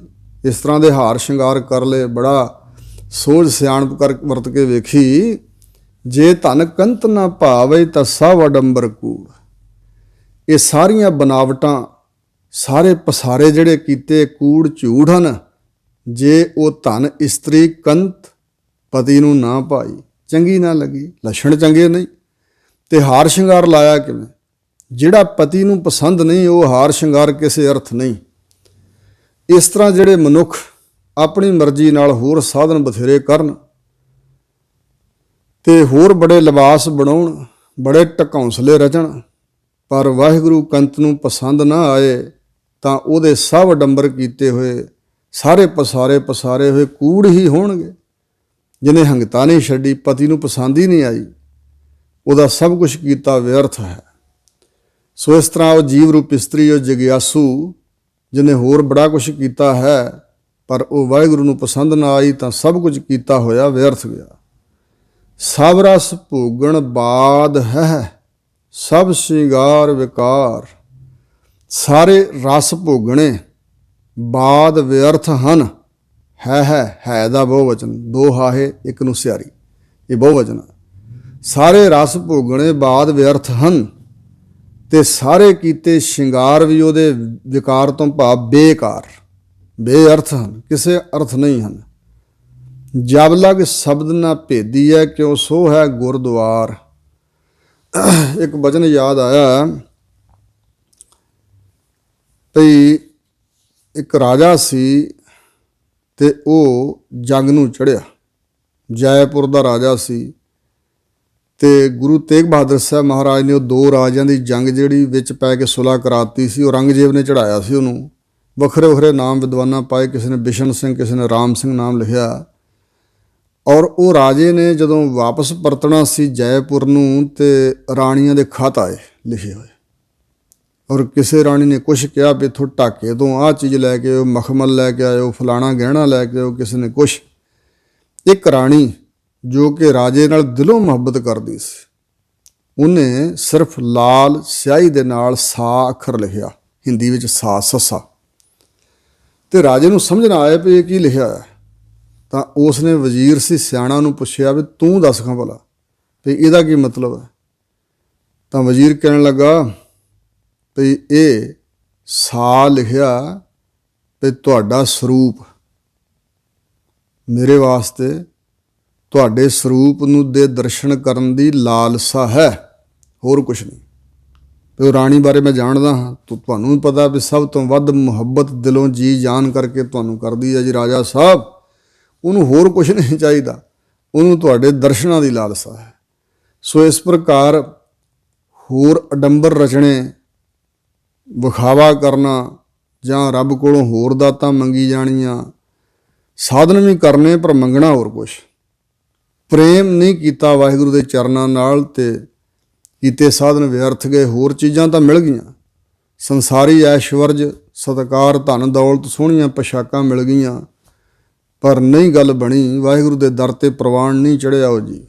ਜਬ ਲਗ ਸ਼ਬਦ ਨਾ ਭੇਦੀ ਹੈ। ਹਜ਼ੂਰ ਕਹਿੰਦੇ ਗੁਰੂ ਸ਼ਬਦ ਜੋ ਉਪਦੇਸ਼ ਸਤਿਗੁਰੂ ਜੀ ਨੇ ਦਿੱਤਾ, ਗੁਰੂ ਦੇ ਸ਼ਬਦ ਦੁਆਰਾ ਜਦੋਂ ਤੱਕ ਹਿਰਦਾ ਵਿੰਨ੍ਹਿਆ ਨਹੀਂ ਜਾਂਦਾ। ਰਾਮ ਭਗਤ ਅਣਿਆਲੇ ਤੀਰ, ਗੁਰੂ ਦੇ ਸ਼ਬਦ ਦੇ ਤੀਰਾਂ ਨਾਲ ਜਦੋਂ ਤੱਕ ਨਿਸ਼ਾਨਾ ਭੇਦਿਆ ਨਹੀਂ ਗਿਆ, ਹਿਰਦਾ ਵਿੰਨ੍ਹਿਆ ਨਹੀਂ ਗਿਆ, ਕਿਉਂ ਸੋ ਹੈ ਗੁਰਦੁਆਰ। ਗੁਰੂ ਦੇ ਦੁਆਰੇ ਤੇ ਉਹ ਜੀਵ, ਉਹ ਜਗਿਆਸੂ, ਉਹ ਸੇਵਕ ਕਿਵੇਂ ਸੋਭਾ ਪਾ ਸਕਦਾ। ਬਾਬਾ ਬੁੱਢਾ ਜੀ ਸਾਰੇ ਬਣਨਗੇ ਤੇ ਤਾਂ ਹੀ ਸੋਭਾ ਮਿਲੇਗੀ ਨਾ। ਜਿਵੇਂ ਖੀਰ ਖਾਣੇ ਸਿੱਖ ਦੀ ਸਾਖੀ ਆ, ਉਹ ਛਕ ਛੱਡਦਾ ਸੀ ਪਰ ਕਰਦਾ ਕੁਛ ਨਹੀਂ ਸੀ। ਸੋ ਗੁਰੂ ਦੇ ਉਪਦੇਸ਼ ਕਮਾਉਂਦਾ ਨਹੀਂ ਸੀ। ਜੇ ਸਿੱਖ ਕਹਿੰਦੇ ਸੀ ਤੇ ਕਹਿੰਦਾ ਜਦੋਂ ਗੁਰੂ ਸਾਹਿਬ ਕਹਿਣਗੇ ਉਦੋਂ। ਫਿਰ ਗੁਰੂ ਅੰਗਦ ਸਾਹਿਬ ਨੇ ਕਿਹਾ ਸੀ ਹੁਣ ਤਾਂ ਤੇਰੀ ਉਮਰ ਹੀ ਸੱਜਣਾ ਮੁੱਕ ਚੱਲੀ ਹੈ ਤੇ ਹੁਣ ਤਾਂ ਚਿਖਾ ਬਣਾ ਕੇ ਸੜ ਜਾ ਤੇ ਫਿਰ ਤੇਰੀ ਕਲਿਆਣ ਹੋ ਸਕਦੀ ਹੈ। ਪਰ ਉਹ ਸੜਨਾ ਕਿਤੇ ਸੌਖਾ। ਜਿਹਨੇ ਭਗਤੀ ਨਹੀਂ ਕੀਤੀ ਉਹਦੇ ਵਾਸਤੇ ਸਰੀਰ ਤਿਆਗਣਾ ਸੌਖਾ ਨਹੀਂ ਹੈ। ਉਹ ਜੀਵਨ ਦੀ ਲੀਲਾ ਸਮਾਪਤ ਕਾਹਨੂੰ ਕਰੇਗਾ। ਤਾਂ ਫੜਿਆ ਗਿਆ ਸੀ ਤੇ ਜਿਹੜਾ ਮੇਰਾ ਧਾੜਵੀ ਸੀ, ਲੁੱਟ ਦਾ ਮਾਲ ਲੈ ਕੇ ਆ ਰਿਹਾ, ਉਹ ਚਿਖਾ 'ਚ ਪੈ ਗਿਆ।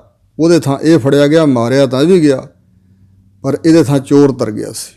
ਸੋ ਇਸ ਪ੍ਰਕਾਰ ਹਜ਼ੂਰ ਕਹਿੰਦੇ ਨੇ ਕਿ ਜਦੋਂ ਤੱਕ ਗੁਰੂ ਦੇ ਸ਼ਬਦ ਦੁਆਰਾ ਹਿਰਦਾ ਨਾ ਵਿੰਨ੍ਹਿਆ ਜਾਏ, ਅਸਰ ਨਾ ਪਵੇ ਗੁਰੂ ਕੇ ਉਪਦੇਸ਼ ਦਾ, ਉਦੋਂ ਤੱਕ ਗੁਰੂ ਦੇ ਦਰ 'ਤੇ ਫਿਰ ਸੋਭਾ ਨਹੀਂ ਜੀਵ ਪਾ ਸਕਦਾ। ਨਾਨਕ ਧੰਨ ਸੁਹਾਗਣੀ ਜਿਨ ਸਹਿ ਨਾਲ ਪਿਆਰ। ਸਤਿਗੁਰੂ ਨਾਨਕ ਦੇਵ ਮਹਾਰਾਜ ਜੀ ਕਹਿੰਦੇ ਨੇ ਜਿਨ੍ਹਾਂ ਜੀਵ ਰੂਪ ਇਸਤਰੀਆਂ ਦਾ ਸਹਿ ਸ਼ਹੋ ਪਤੀ ਸਾਹਿਬ ਮਾਲਕ ਪ੍ਰਮਾਤਮਾ ਨਾਲ ਪਿਆਰ ਹੈ, ਉਹ ਧੰਨ ਸੁਹਾਗਣੀਆਂ ਹਨ। ਬ੍ਰਹਮ ਗਿਆਨੀ ਹੀ ਸੁਹਾਗਣ ਦੀ ਨਿਆਈ ਹੈ, ਜਿਸ ਨੇ ਵਾਹਿਗੁਰੂ ਦਾ ਗਿਆਨ ਹਾਸਲ ਕਰ ਲਿਆ, ਪ੍ਰਮਾਤਮਾ ਵਿੱਚ ਅਭੇਦਤਾ ਪ੍ਰਾਪਤ ਕਰ ਲਈ, ਜਿਹੜੀ ਪਸੰਦ ਆ ਗਈ ਵਾਹਿਗੁਰੂ ਜੀ ਨੂੰ, ਉਹ ਸੁਹਾਗਣੀ ਧੰਨ ਹੈ। ਸ੍ਰੀ ਰਾਗ ਮਹੱਲਾ ਪਹਿਲਾ। ਪਹਿਲੇ ਪਾਤਸ਼ਾਹ ਸਤਿਗੁਰੂ ਨਾਨਕ ਦੇਵ ਮਹਾਰਾਜ ਜੀ ਅਗਲਾ ਸ਼ਬਦ ਉਚਾਰਦੇ ਹਨ। ਸੁਣੀ ਦੇਹ ਡਰਾਵਣੀ ਜਾਂ ਜੀਓ ਵਿੱਚੋਂ ਜਾਏ। ਜਿਸ ਵੇਲੇ ਉਮਰ ਪੂਰੀ ਹੋ ਜਾਂਦੀ ਹੈ ਤਾਂ ਜੀਓ ਜਿੰਦ ਆਤਮਾ ਵਿੱਚੋਂ ਨਿਕਲ ਜਾਂਦੀ ਹੈ, ਤਾਂ ਜਿਹੜੀ ਖਾਲੀ ਰਹੀ ਹੋਈ ਦੇਹ ਡਰਾਉਣੀ ਬਣ ਜਾਂਦੀ ਹੈ। ਇਹ ਚੰਗੀ ਨਹੀਂ ਲੱਗਦੀ। ਘਰ ਕੀ ਨਾਰ ਉਰੇ ਤਨ ਲਾਗੀ, ਉਹ ਤੋਂ ਭੂਤ ਭੂਤ ਕਰ ਭਾਗੀ। ਫਿਰ ਇਹ ਪ੍ਰੇਤ ਮੰਨਿਆ ਜਾਂਦਾ। ਮੁਰਦਾ ਸਰੀਰ ਨੂੰ ਪ੍ਰੇਤ ਮੰਨਿਆ ਜਾਂਦਾ। ਕਾਢੋ ਹੋ ਹੀ ਹੁੰਦਾ ਫਿਰ ਵੀ ਹੁਣ ਕੱਢੋ, ਬਾਹਰ ਕੱਢੋ। ਜਦੋਂ ਤੱਕ ਵਿੱਚ ਜੋਤ ਵਸਦੀ ਹੈ ਨਾ ਜੀਵਾਤਮਾ, ਉਦੋਂ ਤੱਕ ਤਾਂ ਇਸ ਦੇਹ ਦੀ ਕਦਰ ਹੈ। ਜਦੋਂ ਜੀਓ ਆਤਮਾ ਵਿੱਚੋਂ ਨਿਕਲ ਗਈ ਤੇ ਇਹ ਸਰੀਰ ਨਿਕੰਮਾ, ਕੋਈ ਰੱਖ ਨਾ ਸਕੇ, ਕੋਈ ਵੀ ਇਹਨੂੰ ਰੱਖ ਨਹੀਂ ਸਕਦਾ, ਕੋਈ ਪਸੰਦ ਨਹੀਂ ਕਰਦਾ। ਸਾਰਿਆਂ ਦੀ ਇਹਦੇ ਨਾਲ ਗਲਾਨੀ, ਹੱਥ ਲਾ ਕੇ ਵੀ ਹੱਥ ਧੋਂਦੇ ਨੇ ਲੋਕ। ਮੁਰਦਾ ਦੇਹ ਹੋ ਗਈ ਨਾ। ਸੋ ਸੰਸਕਾਰ ਕਰਨ ਜਾਣ ਤੇ ਆ ਕੇ ਇਸ਼ਨਾਨ ਕਰਦੇ ਨੇ ਲੋਕ। ਸੋ ਇਸ ਪ੍ਰਕਾਰ ਇਹ ਦੇਹ ਸੁੰਨੀ ਹੋ ਜਾਂਦੀ ਹੈ ਤੇ ਡਰਾਉਣੀ ਹੁੰਦੀ ਹੈ। ਸਭ ਨੂੰ ਡਰ ਆਉਂਦਾ ਇਹਦੇ ਤੋਂ ਜਦੋਂ ਜੀਓ ਵਿੱਚੋਂ ਨਿਕਲ ਜਾਂਦਾ। ਇੱਕ ਬਚਨ ਸ੍ਰੀ ਗੁਰੂ ਗ੍ਰੰਥ ਸਾਹਿਬ ਮਹਾਰਾਜ ਦਾ ਹੈ ਇਸ ਤਰ੍ਹਾਂ ਸਰੀਰ ਦੇ ਮੁਰਦਾ ਹੋਣ ਬਾਰੇ ਕਿ ਧਨ ਕਹਿ ਤੂੰ ਵਸ ਮੈਂ ਨਾਲੇ। ਇਹ ਸਰੀਰ ਕਾਇਆ ਰੂਪੀ ਧਨ ਇਸਤਰੀ ਕਹਿੰਦੀ ਹੈ ਜੀਵਾਤਮਾ ਨੂੰ, ਧਨ ਕਹਿ ਤੂੰ ਵਸ ਮੈਂ ਨਾਲੇ, ਪ੍ਰੇ ਸੁਖਵਾਸੀ ਬਾਲ ਗੋਪਾਲੇ। ਜਦੋਂ ਤੋਂ ਮੈਂ ਪੈਦਾ ਹੋਈ ਉਦੋਂ ਤੋਂ ਮੇਰੇ ਨਾਲ ਵਸਦਾ ਸੀ, ਬਾਲ ਅਵਸਥਾ ਦਾ ਮੇਰਾ ਮਿੱਤਰ। ਤੁਝੇ ਬਿਨਾ ਹਉ ਕਿਤ ਹੀ ਨਾ ਲੇਖੈ, ਵਚਨ ਦੇਹ ਛੋੜ ਨਾ ਜਾਸਾ ਹੈ। ਬੜਾ ਲਗਾਅ ਕਰਦੀ ਜੀਵਾਤਮਾ ਨਾਲ ਦੇਈ ਵੀ ਮੈਨੂੰ ਵਚਨ ਦੇ, ਮੈਨੂੰ ਛੱਡ ਕੇ ਨਹੀਂ ਜਾਏਗਾ। ਫਿਰ ਕਹਿਆ ਹਉ ਹੁਕਮੀ ਬੰਦਾ, ਉਹ ਭਾਰੋ ਠਾਕੁਰ ਜਿਸ ਕਾਣ ਨਾ ਛੰਦਾ। ਮੈਂ ਤਾਂ ਹੁਕਮੀ ਬੰਦਾ ਹਾਂ, ਵਾਹਿਗੁਰੂ ਨੇ ਮੈਨੂੰ ਭੇਜਿਆ ਸੀ, ਤੇਰੇ 'ਚ ਪਾਇਆ ਸੀ ਕਾਇਆ 'ਚ। ਉਹ ਭਾਰੋ ਠਾਕੁਰ ਹੈ ਪ੍ਰਮਾਤਮਾ, ਉਹਨੂੰ ਕਿਸੇ ਦੀ ਮਥਾਜੀ ਨਹੀਂ ਹੈ, ਕੋਈ ਵੀ ਪ੍ਰਵਾਹ ਨਹੀਂ ਹੈ। ਜਿਚਰ ਰਾਖਿਆ ਤਿਚਰ ਤੁਮ ਸੰਗ ਰਹਿਣਾ। ਜਿੰਨਾ ਚਿਰ ਮੈਨੂੰ ਤੇਰੇ ਸੰਗ ਰੱਖਣਾ ਚਾਹੁੰਦਾ ਵਾਹਿਗੁਰੂ, ਉਦੋਂ ਤੱਕ ਹੀ ਮੈਂ ਰਹਿਣਾ ਹੋਇਆ। ਜਾਂ ਸੱਦੇ ਤਾਂ ਊਠ ਸਦਾਸਾ ਹੈ, ਜਦੋਂ ਸੱਦ ਲਏ ਤੇ ਉੱਠ ਕੇ ਮੈਨੂੰ ਜਾਣਾ ਹੀ ਪਵੇਗਾ, ਮੈਂ ਚਲਾ ਜਾਵਾਂਗਾ। ਸੋ ਇਸ ਪ੍ਰਕਾਰ ਜੋ ਪ੍ਰੇ ਬਚਨ ਕਹੇ ਧਨ ਸਾਚੇ। ਜੋ ਇਸ ਇਸਤਰੀ ਕਾਇਆ ਨੂੰ ਜੀਵਾਤਮਾ ਪਤੀ ਨੇ ਬਚਨ ਕਹੇ, ਧਨ ਕਛੂ ਨਾ ਸਮਝੈ ਚੰਚਲ ਕਾਚੇ। ਔਰ ਚੰਚਲਤਾ ਅੰਦਰ ਹੋਣ ਕਰਕੇ ਇਸ ਕਾਇਆ ਨੇ ਉਹ ਬਚਨ ਦੇਹ ਨੇ ਸਮਝੇ ਨਾ। ਬਹੁਰ ਫਿਰ ਹੀ ਸੰਗ ਮੰਗੈ, ਬਾਰ ਬਾਰ ਉਹਦਾ ਸੰਗ ਸਾਥ ਮੰਗਦੀ ਹੈ ਦੇ। बार बार फिर ही संग मांगा, वो बात जाना कर हासा है। तो जीव आत्मा हसदा इस दही वल वेख, ये की कर रही है, मेरा साथ सदा ਲਈ ਚਾਹੁੰਦੀ। आई आग्या फिर ਉਹ बुलाया, आग्या आ गई कि परमात्मा ने तैनू भाई सद लिया, तो उस ਵੇਲੇ जाना पएगा। आई आग्या फिर ਉਹ बुलाया, ना धन पुछी ना मता पुकाया, कोई सलाह मशवरा नहीं किया। इस काया देही नूं, इस धन इस्त्री नूं पुछया ही नहीं उस पति ने, जीवात्मा ने, ते उठ के चला गया। सो इस प्रकार जदों परमात्मा की रजा हुंदी, आग्या मिलती है, सवास पूरे हो जाते, उम्र पुग जाती है, तो जीव आत्मा ने तो जाना ही है। फिर ये देह सुन्नी सखणी रह गई, तो ये डरावनी जी लगी जदों जीव आत्मा विचों चले गए। भाहे बुलंदी विजवी धूओ ना निकस्यो काए, भाहे का अर्थ है अग, जिहड़ी विच अग बलदी पई सी, जीवन की रौ चलदी सी विच, जीवात्मा करके जीवन चलदा सी ना, वो जिहड़ी अग बलदी सी, गरमैश सी शरीर के अंदर, हरकत हुंदी सी, वो विजवी भाव अग बुझ गई है। धूओ ना निकस्यो काए। सो इस प्रकार हुण इहदे च सवास नहीं चलते, कोई धुआं नहीं निकलता दिखाई दिंदा, कोई गलबात नहीं हुंदी। सो इस प्रकार पंचे रुन्ने दुख भरे, बिनसे दूजे भाए, पंजे ही प्यो माँ इस्त्री पुत्र भरा, ये भी अर्थ किया भी ये 5 तरह की रिश्तेदारी, वो दुख विच भरे हुए सब रोंदे ने।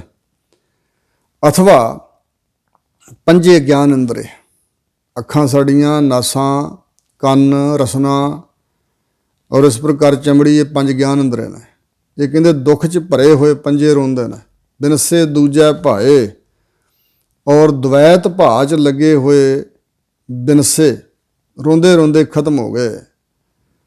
मूड़े राम जपो गुण सार, ਜਾਂ ਪੰਚੇ ਰੋਨੇ दुख ਭਰੇ, जिन्हां 5 वकारां दे विच खचत हो के जीवन बर्बाद किया ना इस जीव ने, मन ने, वो पंजे रुन्ने दुख भरे, दुख च भरे हुए रोंदे ने भी ये साडी गिरफ्त विच सी, हुण ये साथों निकल गया, इस देही च वसदे होए असीं इहदे कोल कई कुछ कराउंदे सी। बिनसे दूजा भाए, द्वैत भाज लगे हुए इंज कई बिनस गए। मूड़े राम जपो गुण सार, हे मूड़े मूर्ख जीव, वाहिगुरु परमात्मा राम जो व्यापक स्वरूप है वाहिगुरु जी, उसका नाम जपो ते परमात्मा की प्राप्ति वाले गुणां की सार संभाल करो।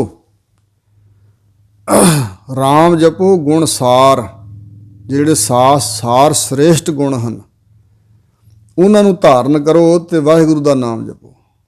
हौमै ममता मोहनी सब मुट्ठी अहंकार, हंगता ते पदार्थां की ममता ये बड़ी मोहनी है, जिन्हें सानू मोहिया होया अपने वाल। इहदे च मोह हो के सब मुट्ठी अहंकार, सारी सृष्टि इन्हां पदार्थां की इच्छा करके हुंदा भी मैं वड्डा बन जावां, ते जे कोल होए तो फिर हुंदा कि मैं वड्डा हाँ। सारी सृष्टि मुट्ठी लुटी गई है अहंकार करके, इन्हां पदार्थां जिथे हंगता ममता लाई हुई है ना मोहनी माया च, इत्थों हंकार पैदा हुंदा ते सारी सृष्टि इस तरह मुट्ठी लुटी गई। रहाओ जिन्हें नाम विसारिया दूजी कार है लग, जिहड़ी दूजी कार है संसार दी, उहदे च लग के जिन्हां ने वाहिगुरू दे नाम नूं विसारिया भुला दिता है। दुविधा लागे पच मोए अंतर तृष्णा अग, दुविधा द्वैत भा ते दुविधा दा अर्थ है दो विधा, चित्त दा दुचित्तापन और 2 तरह की अवस्था, एक नाल मुहब्बत दूजे नाल विरोध जां वैर, एक नाल राग लगाओ दूजे नाल द्वैश। सो इस प्रकार कदे खुशी कदे गमी, कदे दुख कदे सुख, ते चित्त दा दुचित्तापन, इधर नूं जावांगे इधर नूं जावां, आ करांगे आ करां। सो इस प्रकार ये दुविधा च लगे हुए जीव, दुविधा बड़ी जबरदस्त है। हजूर कहते गुर दुविधा जां की है मारी, कहो नानक सो ब्रह्म विचारी। जो इस मारे सोई पूरा, जो इस मारे सोई सूरा, जो इस मारे तिसह वड्याई, जो इस मारे तिसका दुख जाई। ऐसा कोई जो दुविधा मार गवावै, इसे मार राज जो कमावै। ये मारनी बड़ी औखी है। ਦੁਬਦਾ 'ਚ ਲੱਗੇ ਹੋਏ ਪਚ ਮੋਏ, ਪਚ ਮੈਨੇ ਪਲਚ ਕੇ ਖੁਆਰ ਹੋ ਕੇ ਮਰ ਗਏ ਲੋਕ। ਅੰਤਰ ਤ੍ਰਿਸ਼ਨਾ ਅੱਗ, ਪਰ ਤਾਂ ਹੀ ਮਰੇ ਕਿਉਂਕਿ ਅੰਦਰ ਤ੍ਰਿਸ਼ਨਾ ਸੀ ਬੜੀ ਜ਼ਬਰਦਸਤ ਅੱਗ ਦੀ ਨਿਆਈ। ਮਾਂ ਦੇ ਗਰਭ ਵਿੱਚ ਮਾਂ ਦੇ ਪੇਟ ਦੀ ਅੱਗ ਸਾੜਦੀ ਜਠਰਗਨੀ, ਤੇ ਬਾਹਰ ਦੁਨੀਆ ਦੇ ਜਨਮ ਲੈ ਲਿਆ ਤੇ ਤ੍ਰਿਸ਼ਨਾ ਦੀ ਅੱਗ ਨੇ ਸਾੜਨਾ ਸ਼ੁਰੂ ਕਰ ਦਿੱਤਾ। ਅੰਦਰ ਹਿਰਦੇ 'ਚ ਤ੍ਰਿਸ਼ਨਾ ਅੱਗ ਬਣ ਕੇ ਚੰਬੜੀ ਹੋਈ ਸੀ। ਉਸ ਅੱਗ ਕਰਕੇ ਦੁਬਦਾ 'ਚ ਲੱਗੇ ਹੋਏ ਖੁਆਰ ਹੋ ਕੇ ਜੀਵ ਮਰੇ ਨਾ, ਉਸ ਸੇਕ ਵਿੱਚ ਮਰ ਗਏ। ਗੁਰ ਰਾਖੇ ਸੇ ਉਬਰੇ ਹੁਰ ਮੁੱਠੀ ਧੰਦਾ ਠੱਗ, ਜਿਨ੍ਹਾਂ ਨੂੰ ਸਤਿਗੁਰਾਂ ਨੇ ਸ਼ਰਨ ਆਏ ਜਾਣ ਕੇ ਰੱਖ ਲਿਆ, ਬਚਾ ਲਿਆ, ਰੱਖਿਆ ਕੀਤੀ, ਸੇ ਉਬਰੇ, ਉਹ ਤਾਂ ਬਚ ਗਏ। ਹੋਰ ਮੁੱਠੀ ਧੰਦਾ ਠੱਗ, ਜਿਹੜਾ ਦੁਨੀਆ ਦਾ ਧੰਦਾ ਸੀ, ਜੰਜਾਲ, ਦੌੜ ਭੱਜ ਮਨ ਦੀ, ਇਸ ਠੱਗ ਧੰਦੇ ਨੇ ਹੋਰ ਸ੍ਰਿਸ਼ਟੀ ਸਾਰੀ ਮੁੱਠੀ ਲੁੱਟ ਲਈ। ਹੋਰ ਸਾਰੀ ਸ੍ਰਿਸ਼ਟੀ ਇਹ ਧੰਦੇ ਰੂਪੀ ਠੱਗ ਨੇ ਦਿਵਸ ਜੰਜਾਲ ਗਵਾਇਆ, ਰਾਤ ਸੌਂ ਕੇ ਤੇ ਦਿਨੇ ਚਾਰ ਗਵਾਇਆ, ਹੰਡ ਕੈ ਚਾਰ ਗਵਾਇਆ ਸਮ, ਲੇਖਾ ਰੱਬ ਮੰਗੇਸੀਆ ਤੂੰ ਆਹੋਂ, ਕਿਹੜੇ ਕੰਮ ਤੂੰ ਕਿਹੜੇ ਕੰਮ ਆਇਆ ਸੀ। ਰੱਬ ਲੇਖਾ ਮੰਗੇਗਾ ਵੀ ਚਾਰ ਪੈਰ ਸੌਂ ਕੇ ਗਵਾਏ, ਚਾਰ ਪੈਰ ਧੰਦਿਆਂ 'ਚ ਗਵਾ ਲਏ, ਮੈਨੂੰ ਚੇਤੇ ਹੀ ਨਹੀਂ ਕੀਤਾ। ਸੋ ਇਸ ਪ੍ਰਕਾਰ ਹਜ਼ੂਰ ਕਹਿੰਦੇ ਨੇ, ਗੁਰ ਰਾਖੇ ਸੇ ਉਬਰੇ ਹੁਰ ਮੁੱਠੀ ਧੰਦਾ ਠੱਗ। ਵਿਰਲੇ ਟਾਵੇਂ ਹਨ ਜਿਨ੍ਹਾਂ ਨੂੰ ਸਤਿਗੁਰਾਂ ਨੇ ਰੱਖ ਲਿਆ, ਜੋ ਪਾਤਰ ਬਣੇ। ਸਤਿਗੁਰੂ ਦਾ ਦਰ ਤਾਂ ਖੁੱਲ੍ਹਾ ਸਭ ਵਾਸਤੇ, ਸਤਿਗੁਰੂ ਤੇ ਸਭ ਦਾ ਹੀ ਭਲਾ ਕਰਨਾ ਚਾਹੁੰਦੇ ਨੇ। ਮੋਈ ਪ੍ਰੀਤ ਪਿਆਰ ਗਿਆ, ਮੋਆ ਵੈਰ ਵਿਰੋਧ। ਅੰਤ ਨੂੰ ਮਰ ਗਈ ਜਿਹੜੀ ਪ੍ਰੀਤ ਸੀ ਆਪਣੇ ਸਰੀਰ ਨਾਲ, ਸੰਬੰਧੀਆਂ ਦੇ ਸਰੀਰਾਂ ਨਾਲ। ਜਿਹੜਾ ਪਿਆਰ ਸੀ ਪੈਸੇ ਧੇਲੇ ਪਦਾਰਥਾਂ ਨਾਲ, ਉਹ ਵੀ ਗਿਆ, ਉਹਨੇ ਵੀ ਸਾਥ ਛੱਡਤਾ। ਨਾ ਪੈਸਾ ਧੇਲਾ ਨਾਲ ਗਿਆ, ਨਾ ਸੰਬੰਧੀਆਂ ਦੀ ਪ੍ਰੀਤ ਨਾਲ ਰਹੀ। ਮੋਆ ਵੈਰ ਵਿਰੋਧ, ਜਿਹੜਾ ਜਿਉਂਦਿਆਂ ਕਿਸੇ ਨਾਲ ਵਿਰੋਧ ਰੱਖਦਾ ਸੀ, ਕਿਸੇ ਨਾਲ ਵੈਰ ਪੁਰਾਣਾ ਚੱਲਿਆ ਆ ਰਿਹਾ ਸੀ, ਜਿਹੜਾ ਸਮੇਂ-ਸਮੇਂ 'ਤੇ ਮਨ 'ਚ ਪੈਦਾ ਹੁੰਦਾ ਵਿਰੋਧ, ਜਿਹੜਾ ਪੁਰਾਣਾ ਚੱਲਿਆ ਆ ਰਿਹਾ ਵਿਰੋਧ ਹੀ ਵੈਰ ਬਣ ਜਾਂਦਾ, ਉਹ ਵੀ ਅਕਸਰ ਮਰ ਗਿਆ, ਕਿਉਂਕਿ ਇੱਥੇ ਰਹਿ ਗਿਆ ਨਾ, ਨਾਲ ਤਾਂ ਜਾ ਨਹੀਂ ਸਕਿਆ। ਧੰਦਾ ਥੱਕਾ ਹਉ ਮੁਈ, ਮਮਤਾ ਮਾਇਆ ਕ੍ਰੋਧ। ਇੱਕ ਪਹਿਲੀ ਪੰਕਤੀ ਦਾ ਵੀ ਅਰਥ ਹੈ ਕਿ ਇਸ ਪ੍ਰਕਾਰ ਪ੍ਰੀਤ ਵਿੱਚ ਹੀ ਬਿਰਤੀ ਮਰ ਗਈ, ਪਿਆਰ ਜਿਨ੍ਹਾਂ ਨਾਲ ਸੀ ਉਹ ਸਾਥ ਛੱਡ ਗਏ, ਤੇ ਵੈਰ ਵਿਰੋਧ ਵਿੱਚ ਹੀ ਮਨੁੱਖ ਮਰ ਗਿਆ। ਪਰ ਕਿਉਂਕਿ ਵਿਰੋਧ ਜਾਂ ਵੈਰ ਦੇ ਸਿਹਾਰੀ ਨਹੀਂ ਹੈ ਧੱਦੇ ਜਾਂ ਰਾਰ ਨੂੰ, ਇਸ ਕਰਕੇ ਮੂਆ ਵੈਰ ਵਿਰੋਧ, ਜਿਹੜਾ ਵੈਰ ਵਿਰੋਧ ਇਸ ਸੰਸਾਰ 'ਤੇ ਸੀ, ਇੱਥੇ ਰਹਿ ਗਿਆ। ਜਿਨ੍ਹਾਂ ਨਾਲ ਸੀ ਉਹ ਜੀਵਤ ਅੱਗੇ ਗਏ ਨਾ, ਕਿਹਦੇ ਨਾਲ ਵੈਰ ਵਿਰੋਧ ਫਿਰ ਕਰਨਾ ਸੀ। ਧੰਦਾ ਥੱਕਾ ਹਉ ਮੁਈ, ਜਿਹੜੇ ਧੰਦਿਆਂ ਤੋਂ ਬਿਨਾਂ ਕਹਿੰਦਾ ਸੀ ਸਰਦਾ ਹੀ ਨਹੀਂ, ਮੈਂ ਨਾ ਹੋਵਾਂ ਕੰਮ ਕੌਣ ਕਰੇ, ਮੈਂ ਹੀ ਚੱਕਿਆ ਭਾਰ ਸਾਰਾ। ਜਿਸ ਵੇਲੇ ਉਮਰ ਬਤੀਤ ਹੋਈ ਤੇ ਧੰਦਾ ਵੀ ਥੱਕ ਗਿਆ। ਹਉ ਮੁਈ, ਸੋ ਇਸ ਪ੍ਰਕਾਰ ਹੰਗਤਾ ਜਿਹੜੀ ਚੱਕੀ ਫਿਰਦਾ ਸੀ ਜਿਨ੍ਹਾਂ ਪਦਾਰਥਾਂ ਦੀ, ਉਹ ਉਸ ਵੇਲੇ ਮਰੀ। ਮਮਤਾ ਮਾਇਆ ਕ੍ਰੋਧ, ਮਾਇਆ ਦੀ ਮਮਤਾ ਵੀ ਤੇ ਕ੍ਰੋਧ ਵੀ ਚੰਬੜਿਆ ਹੋਇਆ ਸੀ, ਉਹ ਉਸ ਵੇਲੇ ਫਿਰ ਨਾਲ ਸਹਾਈ ਨਾ ਹੋਏ, ਉਹ ਤਾਂ ਸਾਥ ਛੱਡ ਗਏ। ਕਰਮ ਮਿਲੈ ਸੱਚ ਪਾਈਐ, ਗੁਰਮੁਖ ਸਦਾ ਨਿਰੋਧ। ਕਹਿੰਦੇ ਕਰਮ ਵਾਹਿਗੁਰੂ ਜੀ ਦੀ ਬਖਸ਼ਿਸ਼ ਦੁਆਰਾ ਸਤਿਗੁਰੂ ਸੱਚੇ ਪਾਤਸ਼ਾਹ ਮਿਲਦੇ ਹਨ ਤਾਂ ਸੱਚ ਦੀ ਪ੍ਰਾਪਤੀ ਹੁੰਦੀ ਹੈ, ਸੱਚ ਪ੍ਰਾਪਤ ਕਰੀਦਾ। ਜਿਨ੍ਹਾਂ ਨੇ ਸੱਚਾ ਨਾਮ ਪ੍ਰਾਪਤ ਕਰ ਲਿਆ ਉਹ ਬਣੇ ਗੁਰਮੁਖ, ਮੁਖੀ ਗੁਰਾਂ ਦੇ ਅਨੁਸਾਰ ਹੋ ਕੇ ਚੱਲਣਾ, ਗੁਰਾਂ ਦੇ ਸਨਮੁਖ ਹੋਏ ਤੇ ਗੁਰਮੁਖ ਨੇ ਸਦਾ ਵਾਸਤੇ ਆਪਣੀਆਂ ਬਿਰਤੀਆਂ ਨੂੰ ਨਿਰੋਧ ਮੈਨੇ ਰੋਕ ਲਿਆ, ਠਾਕ ਰੱਖਿਆ। ਸੰਸਾਰ ਦੀ ਭੱਜ ਦੌੜ ਵੱਲ, ਪਦਾਰਥਾਂ ਵੱਲ, ਵੈਰ ਵਿਰੋਧ, ਮਾੜੇ ਕਰਮਾਂ ਵੱਲ ਜਾਣ ਤੋਂ ਆਪਣੇ ਆਪ ਨੂੰ ਸਦਾ ਵਾਸਤੇ ਨਿਰੋਧ ਕਰਕੇ ਰੋਕ ਕੇ ਰੱਖਿਆ, ਇੰਦਰੀਆਂ ਨੂੰ ਵੀ, ਮਨ ਨੂੰ, ਸਰੀਰ ਨੂੰ। ਸੱਚੀ ਕਾਰ ਹੈ ਸੱਚ ਮਿਲੈ, ਜੋ ਸਾਹਿਬ ਵੱਲੋਂ ਮਿਲੀ ਹੋਈ ਕਾਰ ਹੈ। ਹਰ ਨਾਮੈ ਕੀ ਹਮਕੋ ਸਤਿਗੁਰ ਕਾਰ ਕੁੰਨੀ ਦੀ, ਹਰ ਨਾਮ ਹਮਾਰਾ ਭੋਜਨ 36 ਪ੍ਰਕਾਰ, ਜਿਤ ਖਾਇਆ ਹਮਕੋ ਤ੍ਰਿਪਤ ਭਈ। ਹਰ ਨਾਮ ਹਮਾਰਾ ਪਹਿਨਣ, ਜਿਤ ਫਿਰ ਨੰਗੇ ਨਾ ਹੋ ਵਹਿ ਹੋਰ ਪਹਿਨਣ ਕੀ ਹਮਾਰੀ ਸਰਦ ਗਈ। ਹਰ ਕਾ ਨਾਮ ਗੁਰਮੁਖ ਨੇ ਵਿਰਲੇ ਧਿਆਇਆ, ਜਿਨ ਕੋ ਧੁਰ ਕਰਮ ਪ੍ਰਾਪਤ ਲਿਖਤ ਪਈ। ਸੋ ਇਸ ਪ੍ਰਕਾਰ ਇਹ ਸੱਚੀ ਕਾਰ ਹੈ। ਹਜੂਰ ਇੱਥੇ ਬਚਨ ਕਰ ਰਹੇ ਨੇ ਕਿ ਸੱਚੀ ਕਾਰ ਹੈ ਸੱਚ ਮਿਲੈ। ਇਹ ਜਿਹੜੀ ਸੱਚੀ ਕਾਰ ਸਤਿਗੁਰਾਂ ਦੀ ਦੱਸੀ ਹੋਈ ਹੈ ਸਿਮਰਨ ਦੀ, ਇਸ ਕਾਰ ਦੁਆਰਾ ਸੱਚ ਸਰੂਪ ਪਰਮਾਤਮਾ ਮਿਲ ਪੈਂਦਾ ਹੈ। ਗੁਰਮਤਿ ਪੱਲੇ ਪਾਏ। ਪਰ ਤਾਂ ਹੀ ਜੇ ਗੁਰਾਂ ਦੀ ਮੱਤ ਸਿੱਖਿਆ ਹਿਰਦੇ ਰੂਪ ਪੱਲੇ 'ਚ ਪਾ ਲੈਂਦਾ ਜੀਵ। ਗੁਰਮਤਿ ਪੱਲੇ ਪਾਏ, ਆਪਣੇ ਪੱਲੇ 'ਚ ਗੁਰਾਂ ਦੀ ਮੱਤ ਸਿੱਖਿਆ ਜਾਂ ਗੁਰਮਤਿ ਦੁਆਰਾ ਇਸ ਸੱਚ ਨੂੰ ਆਪਣੇ ਪੱਲੇ 'ਚ ਪਾ ਲੈਂਦਾ ਤੇ ਇਸ ਕਾਰ 'ਚ ਲੱਗ ਜਾਂਦਾ, ਫਿਰ ਸੱਚ ਸਰੂਪ ਵਾਹਿਗੁਰੂ ਮਿਲ ਪੈਂਦਾ ਹੈ। ਸੋ ਨਰ ਜੰਮੈ ਨਾ ਮਰੈ, ਨਾ ਆਵੈ ਨਾ ਜਾਏ। ਐਸਾ ਜੋ ਨਰ ਪੁਰਸ਼ ਵਿਅਕਤੀ ਹੈ ਉਹ ਫਿਰ ਨਾ ਜੰਮਦਾ ਹੈ ਨਾ ਮਰਦਾ ਹੈ, ਨਾ ਆਉਂਦਾ ਹੈ ਨਾ ਜਾਂਦਾ ਹੈ। ਥਿਰ ਪਾਰ ਬ੍ਰਹਮ ਪਰਮੇਸ਼ਰੋ ਸੇਵਕ ਥਿਰ ਹੋਸੀ।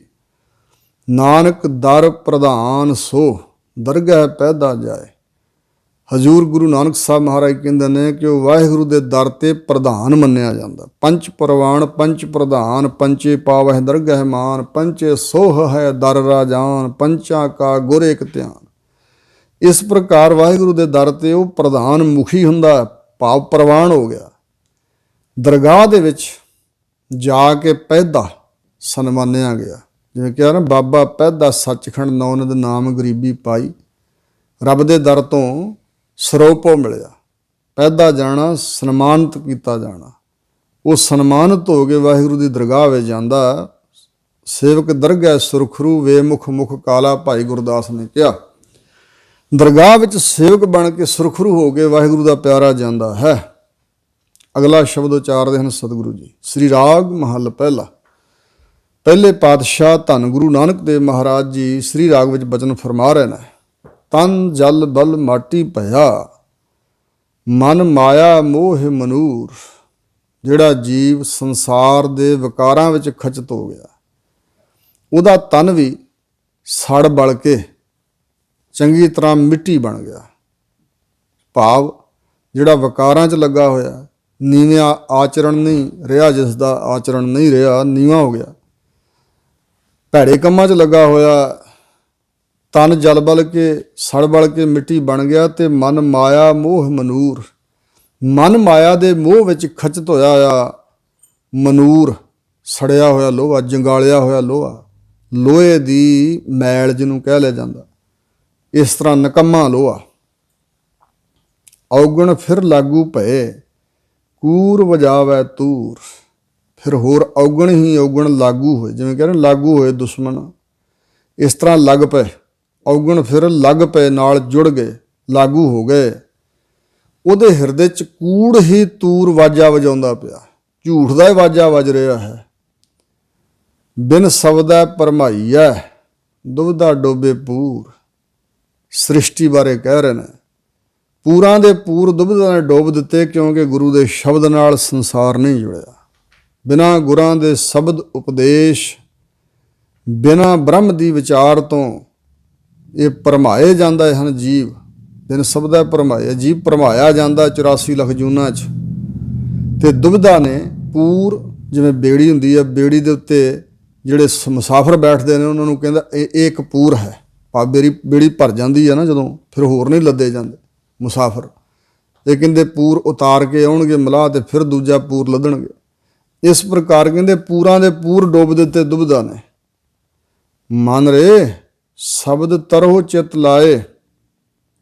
ਮਨ ਨੂੰ ਸੰਬੋਧਨ ਕਰਕੇ ਉੱਤਮ ਬਖਤੇ ਦੇ ਰੂਪ ਵਿੱਚ ਸਤਿਗੁਰੂ ਜੀ ਕਹਿ ਰਹੇ ਨੇ, ਹੇ ਮਨਾ, ਭਾਵ ਸਾਨੂੰ ਸਿੱਖਿਆ ਦੇ ਰਹੇ ਨੇ ਕਿ ਸ਼ਬਦ ਵਿੱਚ ਚਿੱਤ ਜੋੜ ਕੇ ਇਸ ਸੰਸਾਰ ਤੋਂ ਤੁਸੀਂ ਤਰੋਗੇ। ਜੇ ਤਰਨਾ ਚਾਹੋ ਨਾ, ਜੰਮਣ ਮਰਨ ਤੋਂ, ਦੁੱਖਾਂ ਤੋਂ, ਤਕਲੀਫਾਂ ਤੋਂ, ਵਿਕਾਰਾਂ ਤੋਂ ਅੱਗੇ ਲੰਘਣਾ ਚਾਹੋ, ਆਤਮ ਆਨੰਦ ਲੈਣਾ ਚਾਹੋ, ਤਾਂ ਗੁਰੂ ਕੇ ਸ਼ਬਦ ਦੁਆਰਾ ਵਾਹਿਗੁਰੂ ਦੇ ਸਿਮਰਨ ਵਿੱਚ ਚਿੱਤ ਲਾ ਕੇ ਤੁਸੀਂ ਤਰੋਗੇ। ਜਿਨ ਗੁਰਮੁਖ ਨਾਮ ਨਾ ਬੂਝਿਆ, ਜਿਹਨੇ ਗੁਰਾਂ ਦੇ ਸਨਮੁਖ ਹੋ ਕੇ ਨਾਮ ਦੀ ਮਹਾਨਤਾ ਨੂੰ ਨਹੀਂ ਬੁੱਝਿਆ, ਸਮਝਿਆ ਨਾਮ ਦੀ ਮਹਿਮਾ ਨੂੰ, ਮਰ ਜਨਮੈ ਆਵੈ ਜਾਏ। ਉਹ ਮਰ ਮਰ ਕੇ ਜਨਮਦਾ ਹੈ, ਆਉਂਦਾ ਤੇ ਜਾਂਦਾ ਹੈ ਬਾਰ-ਬਾਰ, ਕਦੇ ਕਿਸੇ ਜੂਨ ਵਿੱਚ, ਕਦੇ ਕਿਸੇ ਜੂਨ, ਕਦੇ ਕਿਤੇ, ਕਦੇ ਕਿਤੇ।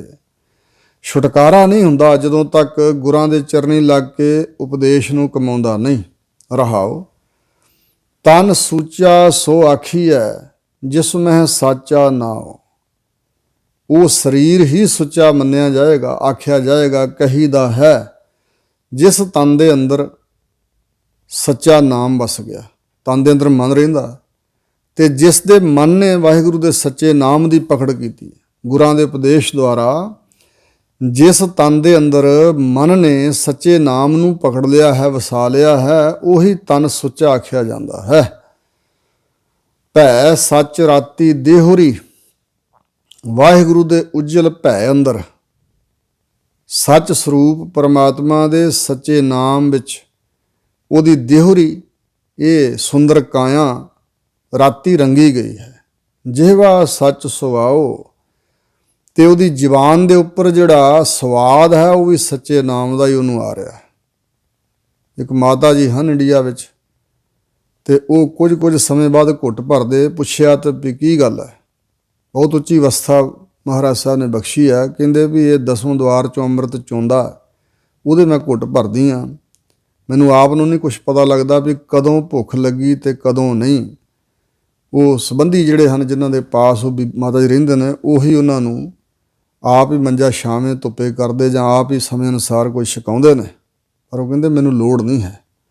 ਸੋ ਇਸ ਪ੍ਰਕਾਰ ਭਾਈ ਸਾਹਿਬ ਡਾਕਟਰ ਵੀਰ ਸਿੰਘ ਜੀ ਨੇ ਵੀ ਇਹ ਬਚਨ ਦੱਸੇ ਨੇ ਕਿ ਉਹ ਇੱਕ ਅਵਸਥਾ ਹੈ ਜਿੱਥੇ ਜਾ ਕੇ ਨੀਂਦ, ਭੁੱਖ, ਪਿਆਸ ਦਾ ਕੋਈ ਪ੍ਰਭਾਵ ਨਹੀਂ ਰਹਿੰਦਾ।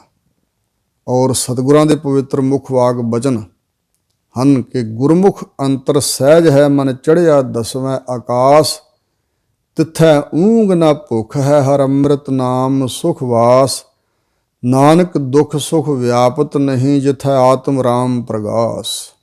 ਜਿੱਥੇ ਆਤਮਾ ਰਾਮ ਦਾ ਪ੍ਰਕਾਸ਼ ਚਾਨਣ ਹੋ ਜਾਂਦਾ, ਜਿੱਥੇ ਰਾਮ ਦੀ ਅੰਸ਼ ਆਤਮਾ ਦਾ ਗਿਆਨ ਪ੍ਰਗਟ ਹੋ ਜਾਂਦਾ। ਇਸ ਪ੍ਰਕਾਰ ਹਜੂਰ ਕਹਿੰਦੇ ਨੇ ਜਿਹਵਾ ਸੱਚ ਸੁਆਓ, ਜ਼ੁਬਾਨ ਤੇ ਵੀ ਸੱਚੇ ਨਾਮ ਦਾ ਸੁਆਓ, ਜਾਂ ਜ਼ੁਬਾਨ ਦੇ ਨਾਲ ਜਿਹੜਾ ਜ਼ੁਬਾਨ ਦਾ ਬੋਲਣਾ ਹੈ ਸੁਆਓ ਪ੍ਰਯੋਜਨ, ਉਹ ਸੱਚ ਨਾਮ ਹੀ ਰਹਿ ਜਾਂਦਾ। ਹੋਰ ਕੁਝ ਬੋਲਣ ਨੂੰ ਨਾ ਗੁਰਮੁਖਾਂ ਦਾ ਦਿਲ ਨਹੀਂ ਕਰਦਾ, ਮਨ ਨਹੀਂ ਮੰਨਦਾ। ਸੱਚੀ ਨਦਰ ਨਿਹਾਲੀ ਹੈ, ਬਹੁੜ ਨਾ ਪਾਵੈ ਤਾਓ, ਜਿਨ੍ਹਾਂ ਦੇ ਉੱਪਰ ਪ੍ਰਮਾਤਮਾ ਆਪਣੀ ਮਿਹਰ ਦੀ ਨਜ਼ਰ ਪਾ ਕੇ ਨਿਹਾਲੀ ਹੈ, ਜਿਨ੍ਹਾਂ ਨੂੰ ਨਿਹਾਲ ਕਰ ਦਿੰਦਾ ਤੇ ਵੇਖਦਾ। ਨਿਹਾਲਣਾ ਵੇਖਣ ਦਾ, ਨਿਹਾਲਣਾ ਨਿਹਾਲ ਕਰਨ ਦਾ, ਦੁੱਖਾਂ ਤੋਂ ਰਹਿਤ। ਸੱਚੀ ਮਿਹਰ ਦੀ ਨਜ਼ਰ ਦੁਆਰਾ ਜਿਨ੍ਹਾਂ ਦੇ ਤਾਈਂ ਵਾਹਿਗੁਰੂ ਜੀ ਵੇਖਦੇ ਹਨ, ਬਖਸ਼ਿਸ਼ ਕਰਦੇ ਨੇ, ਕਿਉਂਕਿ ਸਭਨਾ ਉੱਪਰ ਨਜ਼ਰ ਪ੍ਰਭ ਤੇਰੀ, ਕਿਸੇ ਥੋੜੀ ਕਿਸੇ ਹੈ ਕਨੇਰੀ, ਬਹੁੜ ਨਾ ਪਾਵੈ ਤਾਓ। ਉਹਨਾਂ ਨੂੰ ਫਿਰ ਦੁਬਾਰਾ ਤਾਓ ਸੇਕ ਨਹੀਂ ਝੱਲਣਾ ਪੈਂਦਾ, ਤਾਓ ਵਿੱਚ ਨਹੀਂ ਪਾਉਂਦਾ। ਜਿਹੜਾ ਜੰਮਣ ਮਰਨ ਦਾ ਤਾ ਹੈ, ਸੇਕ ਹੈ, ਇਹ ਨਹੀਂ ਉਹਨਾਂ ਨੂੰ ਝੱਲਣਾ ਪੈਂਦਾ। ਸਾਚੇ ਤੇ ਪਵਨਾ ਭਇਆ, ਪਵਨਾ ਤੇ ਜਲ ਹੋਏ। ਉਹਨਾਂ ਗੁਰਮੁਖਾਂ ਨੂੰ ਇਹ ਗਿਆਨ ਪ੍ਰਾਪਤ ਹੋ ਗਿਆ ਕਿ ਸੱਚੇ ਅਕਾਲ ਪੁਰਖ ਤੋਂ ਪਵਨ ਪ੍ਰਗਟ ਹੋਈ। ਪਵਨ ਹਵਾ ਨੂੰ ਪ੍ਰਮਾਤਮਾ ਨੇ ਜਨਮ ਦਿੱਤਾ, ਪਵਨ ਤੇ ਜਲ ਹੋਏ। ਪਵਨ ਤੋਂ ਬਾਅਦ ਫਿਰ ਜਲ ਹੋ ਗਿਆ, ਜਲ ਤੇ ਤ੍ਰਿਭਵਨ ਸਾਜਿਆ। ਜਲ ਅਗਨੀ ਆਦਿਕ ਤੱਤ ਬਣ ਗਏ ਤੇ ਉਸ ਤੋਂ ਬਾਅਦ ਜਲ ਦੇ ਉੱਪਰ ਹੀ ਪ੍ਰਮਾਤਮਾ ਨੇ 3 ਭਵਨ ਸਾਜ ਦਿੱਤੇ, ਪਤਾਲ, ਮਾਤਲੋਕ ਤੇ ਸਵਰਗਲੋਕ। ਘਟ ਘਟ ਜੋਤ ਸਮੋਏ, ਜਿੰਨੇ ਸਰੀਰ ਸਾਜੇ ਸਾਰਿਆਂ ਹਿਰਦਿਆਂ 'ਚ ਪ੍ਰਮਾਤਮਾ ਦੀ ਜੋਤ ਵੀ ਸਮਾਈ ਹੋਈ ਹੈ। ਇਹੋ ਜਗ ਸੱਚਾ ਕੀ ਹੈ ਕੋਠੜੀ, ਸੱਚੇ ਕਾ ਵਿੱਚ ਵਾਸ। ਨਿਰਮਲ ਮੈਲਾ ਨਾ ਥੀਐ, ਸ਼ਬਦ ਰਤੇ ਪਤ ਹੋਏ। ਜੋ ਗੁਰੂ ਦੇ ਸ਼ਬਦ ਦੁਆਰਾ ਹਿਰਦਾ ਨਿਰਮਲ ਹੋ ਗਿਆ ਇੱਕ ਵਾਰੀ, ਉਹ ਹੁਣ ਮੈਲਾ ਨਹੀਂ ਹੁੰਦਾ ਹੈ।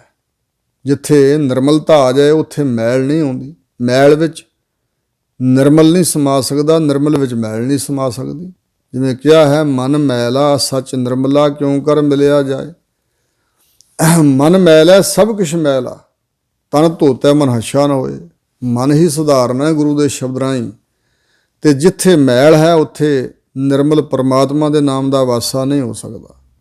ਜਦੋਂ ਚੰਗੀ ਤਰ੍ਹਾਂ ਮੈਲ ਨਿਕਲ ਗਈ, ਉਦੋਂ ਨਾਮ ਅੰਦਰ ਟਿਕ ਜਾਏਗਾ, ਵਸ ਜਾਏਗਾ। ਹੁਣ ਤਾਂ ਸਾਡਾ ਯਤਨ ਹੈ, ਅਭਿਆਸ ਹੈ। ਤਾਂ ਹਜ਼ੂਰ ਕਹਿੰਦੇ ਜਿਹੜਾ ਨਿਰਮਲ ਹੋ ਗਿਆ, ਜਿੱਥੋਂ ਇੱਕ ਵਾਰੀ ਮੈਲ ਨਿਕਲ ਗਈ, ਫਿਰ ਉਹ ਹਿਰਦਾ ਮੈਲਾ ਨਹੀਂ ਹੁੰਦਾ। ਗੁਰੂ ਦੇ ਸ਼ਬਦ ਵਿੱਚ ਜੋ ਰਤੇ ਗਏ ਹਨ ਮਨ, ਪਤ ਹੋਏ, ਉਹਨਾਂ ਦੀ ਪਤ ਇੱਜ਼ਤ ਬਹੁਤ ਵੱਡੀ ਹੈ। ਇੱਥੇ ਵੀ ਦਰਗਾਹ ਵਿੱਚ ਮਹਾਨ ਪਤ ਲੈ ਕੇ ਜਾਂਦੇ ਹਨ। ਇਹੋ ਮਨ ਸਾਚ ਸੰਤੋਖਿਆ, ਨਦਰ ਕਰੇ ਤੇ ਸੁਮਾਹੇ। ਹਜ਼ੂਰ ਕਹਿੰਦੇ ਨੇ ਜਿਨ੍ਹਾਂ ਦਾ ਇਹ ਮਨ ਸੱਚ ਦਾ ਧਾਰਨੀ ਬਣ ਗਿਆ, ਵਾਹਿਗੁਰੂ ਦੇ ਨਾਮ ਦਾ ਧਾਰਨੀ ਬਣ ਗਿਆ, ਉਹ ਸੰਤੋਖਿਆ ਗਿਆ, ਸ਼ਾਂਤ ਹੋ ਗਿਆ, ਉੱਥੇ ਟਿਕਾ ਆ ਗਿਆ। ਉੱਥੇ ਇੰਦਰੀਆਂ ਦਾ ਭੱਜ ਦੌੜ, ਮਨ ਦੀ ਭੱਜ ਦੌੜ ਨਹੀਂ ਰਹੀ। ਨਦਰ ਕਰੇ ਤਿਸ ਮਾਹੇ, ਤਿਸ ਹਿਰਦੇ ਵਿੱਚ ਹੀ ਪ੍ਰਮਾਤਮਾ ਮਿਹਰ ਦੀ ਨਜ਼ਰ ਕਰਦਾ ਹੈ। ਪੰਚ ਭੂਤ ਸੱਚ ਭੈ ਰਤੇ, ਜੋਤ ਸੱਚੀ ਮਨ ਮਾਹੇ। ਪੰਜ ਭੂਤ, ਭੂਤ ਤੇ ਵੈਸੇ ਤੱਤਾਂ ਨੂੰ ਵੀ ਕਹਿੰਦੇ ਨੇ, ਇੱਥੇ ਪੰਚ ਭੂਤ ਕਾਮ ਕ੍ਰੋਧ ਮੋਹ ਲੋਭ ਹੰਕਾਰ, ਸੱਚੇ ਅਕਾਲ ਪੁਰਖ ਦਾ ਜਿੱਥੇ ਨਾਮ ਦਾ ਨਿਵਾਸ ਹੋ ਗਿਆ, ਉਸ ਦੇ ਭੈ ਵਿੱਚ ਰੱਤੇ ਹੋਏ ਪੰਜੇ ਵਿਕਾਰ ਰੱਬ ਦਾ ਭੈ ਮੰਨ ਗਏ ਕਿ ਇੱਥੇ ਹੁਣ ਨਾਮ ਦਾ ਨਿਵਾਸ ਹੋ ਗਿਆ, ਤੇ ਉਹ ਡਰ ਗਏ। ਕਿਉਂਕਿ ਜੋਤ ਸੱਚੀ ਮਨ ਮਾਹੇ, ਵਾਹਿਗੁਰੂ ਦੀ ਸੱਚੀ ਜੋਤ ਮਨ ਵਿੱਚ ਵਸੀ, ਗਿਆਨ ਹੋ ਚੁੱਕਾ ਹੈ, ਉੱਥੇ ਵਿਕਾਰ ਨਹੀਂ ਰਹਿ ਜਾਂਦੇ। ਸੰਤ ਬਾਬਾ ਕਰਤਾਰ ਸਿੰਘ ਜੀ ਬਰਿਆਰਾਂ ਵਾਲਿਆਂ ਨੇ ਇੱਕ ਵਾਰੀ ਇੱਕ ਸੇਵਾਦਾਰ ਨੂੰ 5 ਬਦਾਮ ਦੇ ਕੇ ਤੇ ਸੰਤ ਜਰਨੈਲ ਸਿੰਘ ਖਾਲਸਾ ਜੀ ਕੋਲ ਭੇਜਿਆ। ਉਹਨੇ ਪੁੱਛਿਆ, ਜੀ ਇਹ ਕੀ ਕਰਨੇ? ਕਹਿੰਦੇ ਮਹਾਂਪੁਰਸ਼ਾਂ ਨੂੰ ਦੇ ਆ ਤੂੰ। ਕਹਿਣ ਲੱਗਾ, ਜੀ ਕਹਿਣਾ ਕੀ ਹੈ, ਕੁਛ ਬਚਨ ਕਰਨਾ? ਕਹਿੰਦੇ ਨਹੀਂ, ਬਸ ਫੜਾਇਆ, ਆਪੇ ਉਹਨਾਂ ਨੇ ਸਮਝ ਲੈਣਾ। ਤਾਂ ਉਹ 5 ਬਦਾਮ ਦੇ ਕੇ ਸਿੰਘ ਮੁੜ ਆਇਆ, ਤੇ ਸਿੰਘਾਂ ਨੇ ਮਹਾਂਪੁਰਸ਼ਾਂ ਨੂੰ ਪੁੱਛਿਆ ਵੀ ਇਹ ਕੀ ਖੇਡ ਸੀ ਜੀ? ਤਾਂ ਉਹਨਾਂ ਦੱਸਿਆ ਕਿ ਮਹਾਂਪੁਰਸ਼ਾਂ ਨੇ ਦੱਸਿਆ ਕਿ ਪੰਜੇ ਵਿਕਾਰ ਕਾਮ ਕ੍ਰੋਧ ਮੋਹ ਲੋਭ ਹੰਕਾਰ ਵਾਹਿਗੁਰੂ ਨੇ ਕਿਰਪਾ ਕਰਕੇ ਮਾਰ ਸੁੱਟੇ ਹਨ। ਇਹਨਾਂ ਦਾ ਕੋਈ ਪ੍ਰਭਾਵ ਹੁਣ ਸਾਡੇ ਤੇ ਨਹੀਂ ਪਏਗਾ, ਬਾਜੀ ਜਿੱਤੀ ਗਈ ਹੈ। ਸੋ ਇਸ ਪ੍ਰਕਾਰ ਜਿਨ ਮਿਲ ਮਾਰੇ ਪੰਚ ਸੂਰਬੀਰ, ਐਸੋ ਕੌਣ ਬਲੀਰੇ, ਜਿਨ ਪੰਚ ਮਾਰ ਬਿਦਾਰ ਗੁਦਾਰੇ, ਸੋ ਪੂਰਾ ਇਹ ਕਲੀਰੇ। ਹਮੇਸ਼ਾ ਭੈ ਇਹਨਾਂ ਦਾ ਬਣਿਆ ਰਹਿੰਦਾ ਸੀ ਪਹਿਲਾਂ, ਪਰ ਜਦੋਂ ਸੱਚੀ ਜੋਤ ਅਕਾਲ ਪੁਰਖ ਦੀ ਅੰਦਰ ਪ੍ਰਗਟ ਹੋਈ ਮਨ ਦੇ ਅੰਦਰ, ਫਿਰ ਇਹ ਭੂਤ ਪੰਜੇ ਵਿਕਾਰ ਵੀ ਡਰ ਗਏ। ਰੱਬ ਦਾ ਭੈ ਇਹਨਾਂ ਨੂੰ ਹੀ ਹੈ। ਨਾਨਕ ਔਗਣ ਵੀਸਰੇ, ਗੁਰ ਰਾਖੇ ਪਤ ਤਾਹੇ। ਹਜ਼ੂਰ ਕਹਿੰਦੇ ਨੇ ਸਤਿਗੁਰੂ ਨਾਨਕ ਦੇਵ ਜੀ ਕਿ ਉਹਨਾਂ ਗੁਰਮੁਖਾਂ ਦੇ ਔਗਣ ਵਿਸਰ ਗਏ, ਔਗਣ ਦੂਰ ਹੋ ਗਏ, ਮਤਲਬ ਵਿਸਰਨ ਤੋਂ ਕਿ ਖਤਮ ਹੋ ਗਏ, ਔਗਣ ਕੋਈ ਰਿਹਾ ਹੀ ਨਾ। ਸਗਲ ਗੁਣ ਅਵਗਣ ਨਾ ਕੋਈ ਹੋਏ, ਨੀਤਾ ਨੀਤਾ ਹਉ ਬਲਿਹਾਰੀ ਸਾਜਨਾ ਮੀਤਾ ਅਵਰੀਤਾ। ਉਹਨਾਂ ਮਿੱਤਰਾਂ ਸੱਜਣਾ ਤੋਂ ਬਲਿਹਾਰ ਜਿਨ੍ਹਾਂ ਦੀਆਂ ਹੋਰ ਹੀ ਰੀਤਾਂ ਵੱਖਰੀਆਂ ਹਨ ਜੀਵਨ ਦੀਆਂ, ਸੰਸਾਰ ਵਾਲੀ ਰੀਤ ਨਹੀਂ ਹੈ ਉਹਨਾਂ ਦੀ।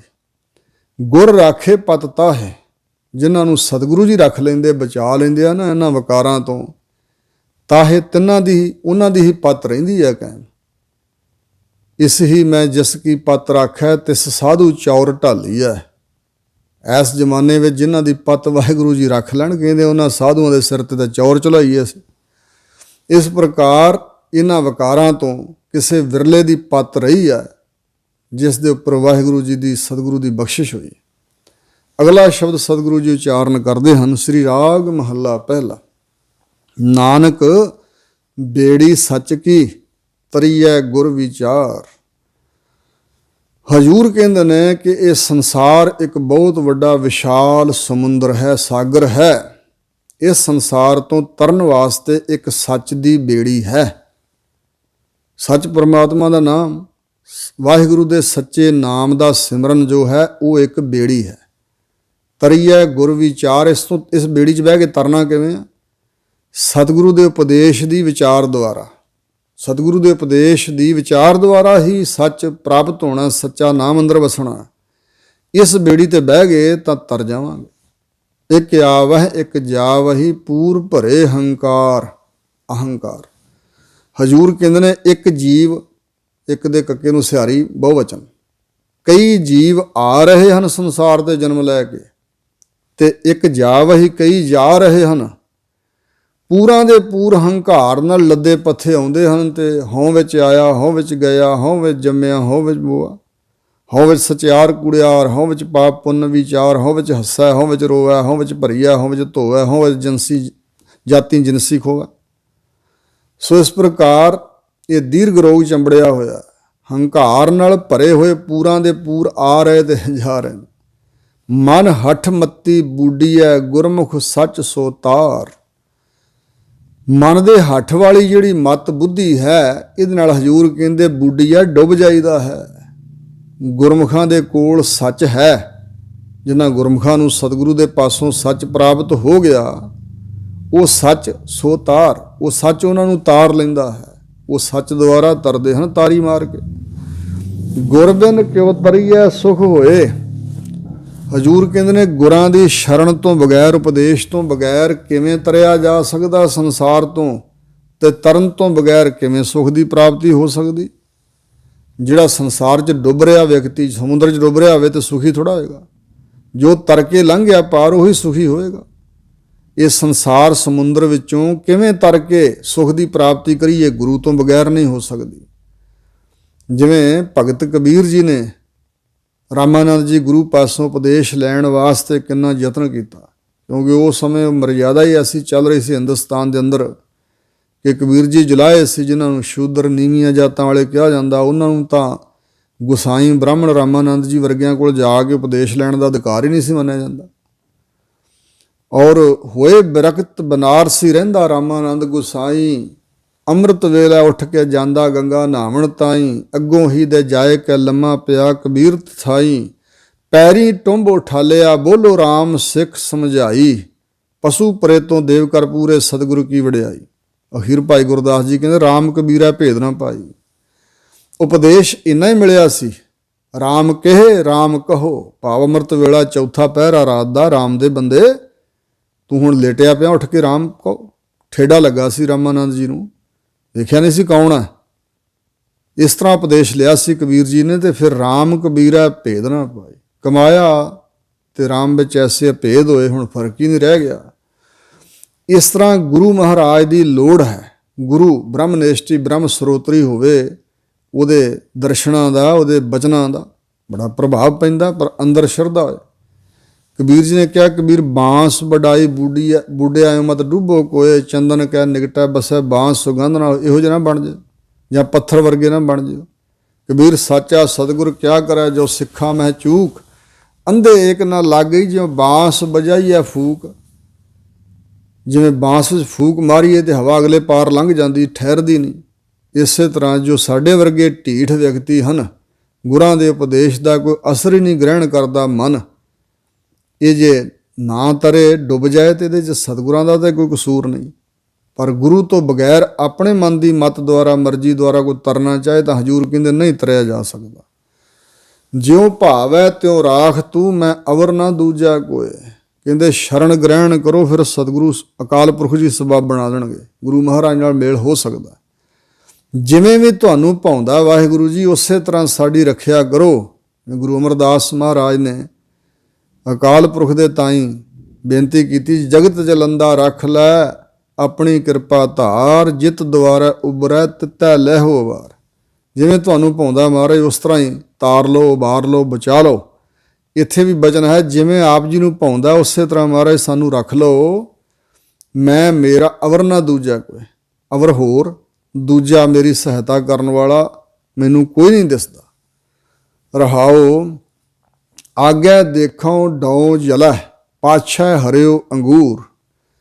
ਜਿਹੜੀ ਡੌ ਅਗਨੀ ਹੈ, ਜੰਗਲ ਨੂੰ ਸਾੜਨ ਵਾਲੀ ਅੱਗ, ਸੱਚੇ ਪਾਤਸ਼ਾਹ ਤ੍ਰਿਸ਼ਨਾ ਦੀ ਵਿਕਾਰਾਂ ਦੀ, ਉਹ ਸਾੜਦੀ ਪਈ ਹੈ। ਮੈਂ ਅੱਗੇ ਵੇਖਦਾ ਹਾਂ ਜਦੋਂ ਕਿ ਅੱਗੇ ਅੱਗ ਸਾੜਦੀ ਪਈ ਹੈ।